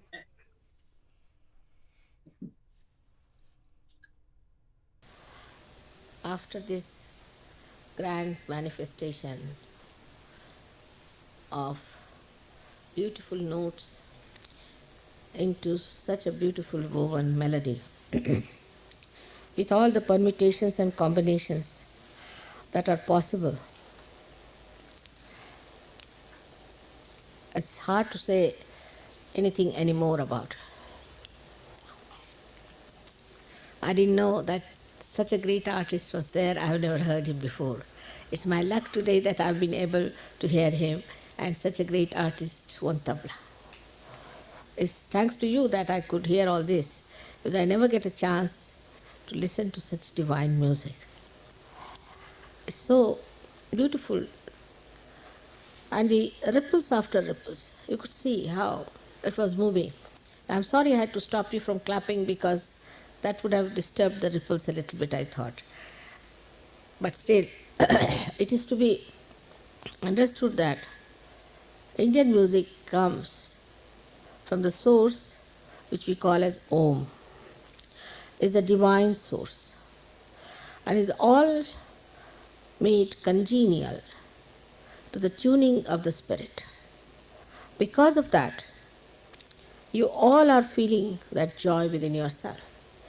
This joy that is created within yourself, it may be that many musicians may not feel it if they haven't felt their spirit. It's for the saints to listen to this music. And for these great artists, I'm creating saints here, and that they should appreciate this great music of India. Moreover, I don't know how many of you have visited Kashmir, but the valleys of Kashmir and the river Ganges flowing in it, as if such a combination I felt, as if the river Ganges was flowing in the Kashmir valleys with all its ripples and beauties and the vibrations spreading. But the poetry fails, the words fail. The joy is so boundless and beautiful, is the expression of an artist. But in thoughtless awareness, in that nirvichar samadhi, you can enjoy it so much better. I was happy then when the music went on during the time when there was no light. But I know all of you were hearing it through your sahasrara. Wasn't it true? Yes. And I'm happy that the artist didn't get disturbed and went on playing. That's the best thing that can happen to us, that we hear all these things through our sahasrara, so that the manifestation of that music is heard at a level where you are on a very deep understanding, where you are very receptive. All this adds to our joy, but also to our ascent. And may God bless all these artists, all of them. From my heart I bless them, so that they should prosper more and more.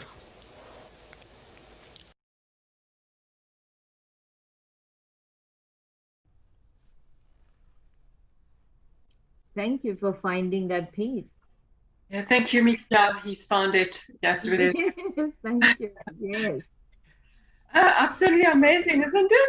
Yeah, This is- absolutely. Yes, I'm absolutely speechless, and I'm kind of just going. I've such an insatiable appetite for this. I don't know how to finish this, so I will complete. I would be quite happy to go on all night. So, thank you so much, Stephen. That was an amazing, amazing evening. We'll just have to get you on again, isn't it, Aryan? Yes, yes. Well, we still have to do guess the song in the raga, so well that'll be another time now. Oh, Definitely, yes. I think it's your morning. Although there was an ancient bhajan played in that last raga, I wondered if anybody recognized it. If not, it's not because of your ears. It's probably because I didn't play it properly. But anyway, did anybody recognize there was. I was trying to, when I heard it, I went, oh, I know that one. I know that song. I could, but no, I could not get the words. I could not get the words in my head. I was just far too enjoying it on enjoying the music and the dance and the play and the sastra. Yes. Yeah, that was familiar. Anybody gets it? Anybody gets it? Yeah. I don't know. I don't see anybody in the chat. Anyway, in the interest of saving time, I'll just answer it. So next time, there's a prize for anybody who gets it. Unfortunately, today nobody got the prize. So unfortunately, we'll have to leave that as yet another reason we have to all get together, because all of you are wondering, like, what is the prize? But last chance for everybody out there. Anybody? I'm going to put the answer in the chat, and if nobody gets it, it will have to wait for another time. Well, we at least recognized it. We had to get something for that. Well, anybody could say that. Anybody could say that. No. See, in my other life, I teach kids, and you know what? They have lots of tricks, and they all say they get it, but they never do. Oh, we've got an answer. Was it JJ Janani? Very close. Who is that? Path. Path. Close, but close. Not quite. Not quite. So last chance. Otherwise, we'll just have to leave it for another time. But it is, in fact, very close to JJ Vanani. Not that one. It's Bhavani Dayani. Bhavani Dayani. Okay. Bhavani Dayani. Bhavani Dayani. Bhavani. I'm not going to sing it. Dayani. And it's a beautiful piece that is dedicated to the goddess. This raga, actually, it's Sasrara, but it's also the goddess. One of the many reasons, the reasons I don't understand, because nobody understands, which is Mahamaya, is that it plays, or it can use all the notes in the 12-note scale, rather than just 5 or 7 notes. Actually, all of the notes can be used, and it's okay. So we remember that kind of like protocol.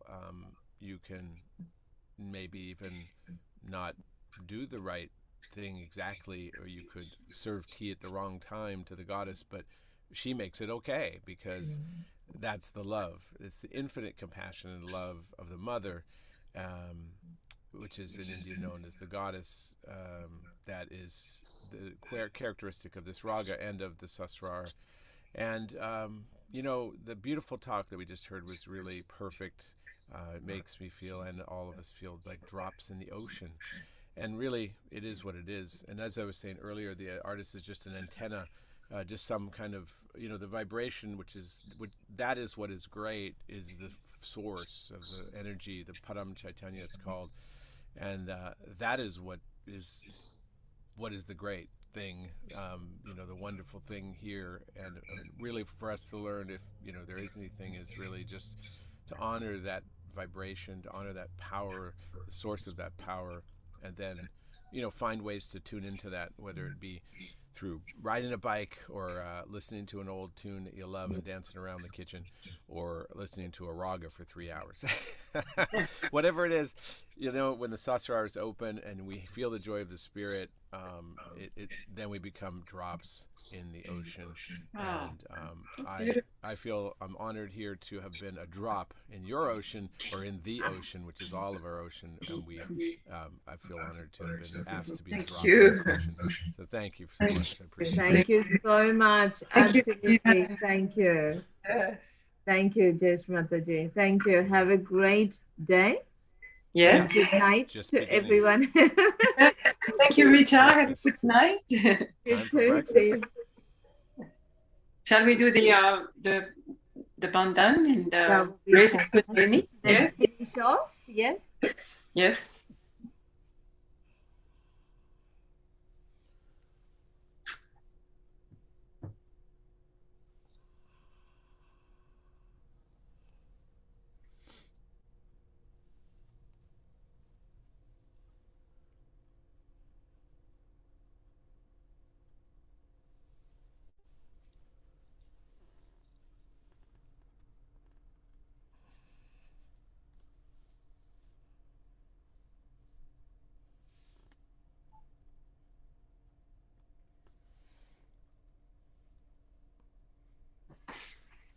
And thank you to the tech team for staying on and letting this happen.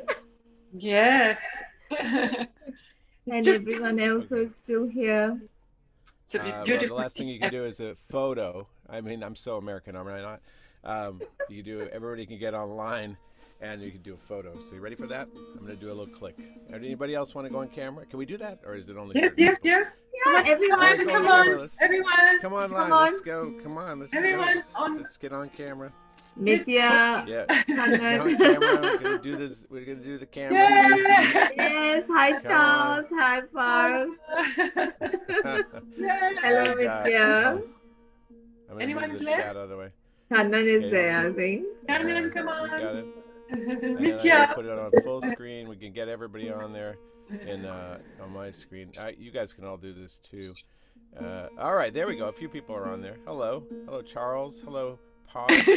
And I've got. How do you say Canon, who helped me so dearly? Thank you so much for the tech support. That originated from Sydney, I guess, but also Perth, because Florian and Rachel helped put this together. They asked me. They're actually my star sign buddies. Because Florian is, I think, Aquarian, and Rachel is Pisces, and I have Pisces rising and an Aquarian, or something like that. We match in some kind of cosmic way. It's really cool. And I wanted to thank you and all of you for doing this 21-day course, because now we're doing it in America, so lots more opportunities for musical people like me to be part of the fun. Anyway, let's get our picture ready, guys. Trying to get the screen so that it includes everybody in a big way, not just with a few of us. Oh, yeah, there we go. That's a little better. So that's pretty cool. Well, we can all wave and all that. Just a moment. And I had a lot of fun on these calls. I do these things all over the place. Oh, there we go. Now I got the gallery. Okay, there we go. We do this all over the world, and it's fun at the end to just kind of get a fun time. Like Charles. That's awesome. Whoops. There we go. All right. Okay, I'm ready to click. 1, 2, 3. Hello and smile. Yeah, wave. There we go. There's one. I'm gonna get another, just in case. There we go. 1, 2, 3. Hello, wave. There we go. Okay, I'll send you the Good photos. fun. That's fun. Thank you. Right, Sam. Okay. Thank you. See you all again tomorrow. Thank you very much. See you. Thank you so much again, Stephen and Aryan. Thank you, Tech Team. Thanks, Charles. Sure. See you all. Good night. Good Good night. night. Jai Shri Mataji. There she is.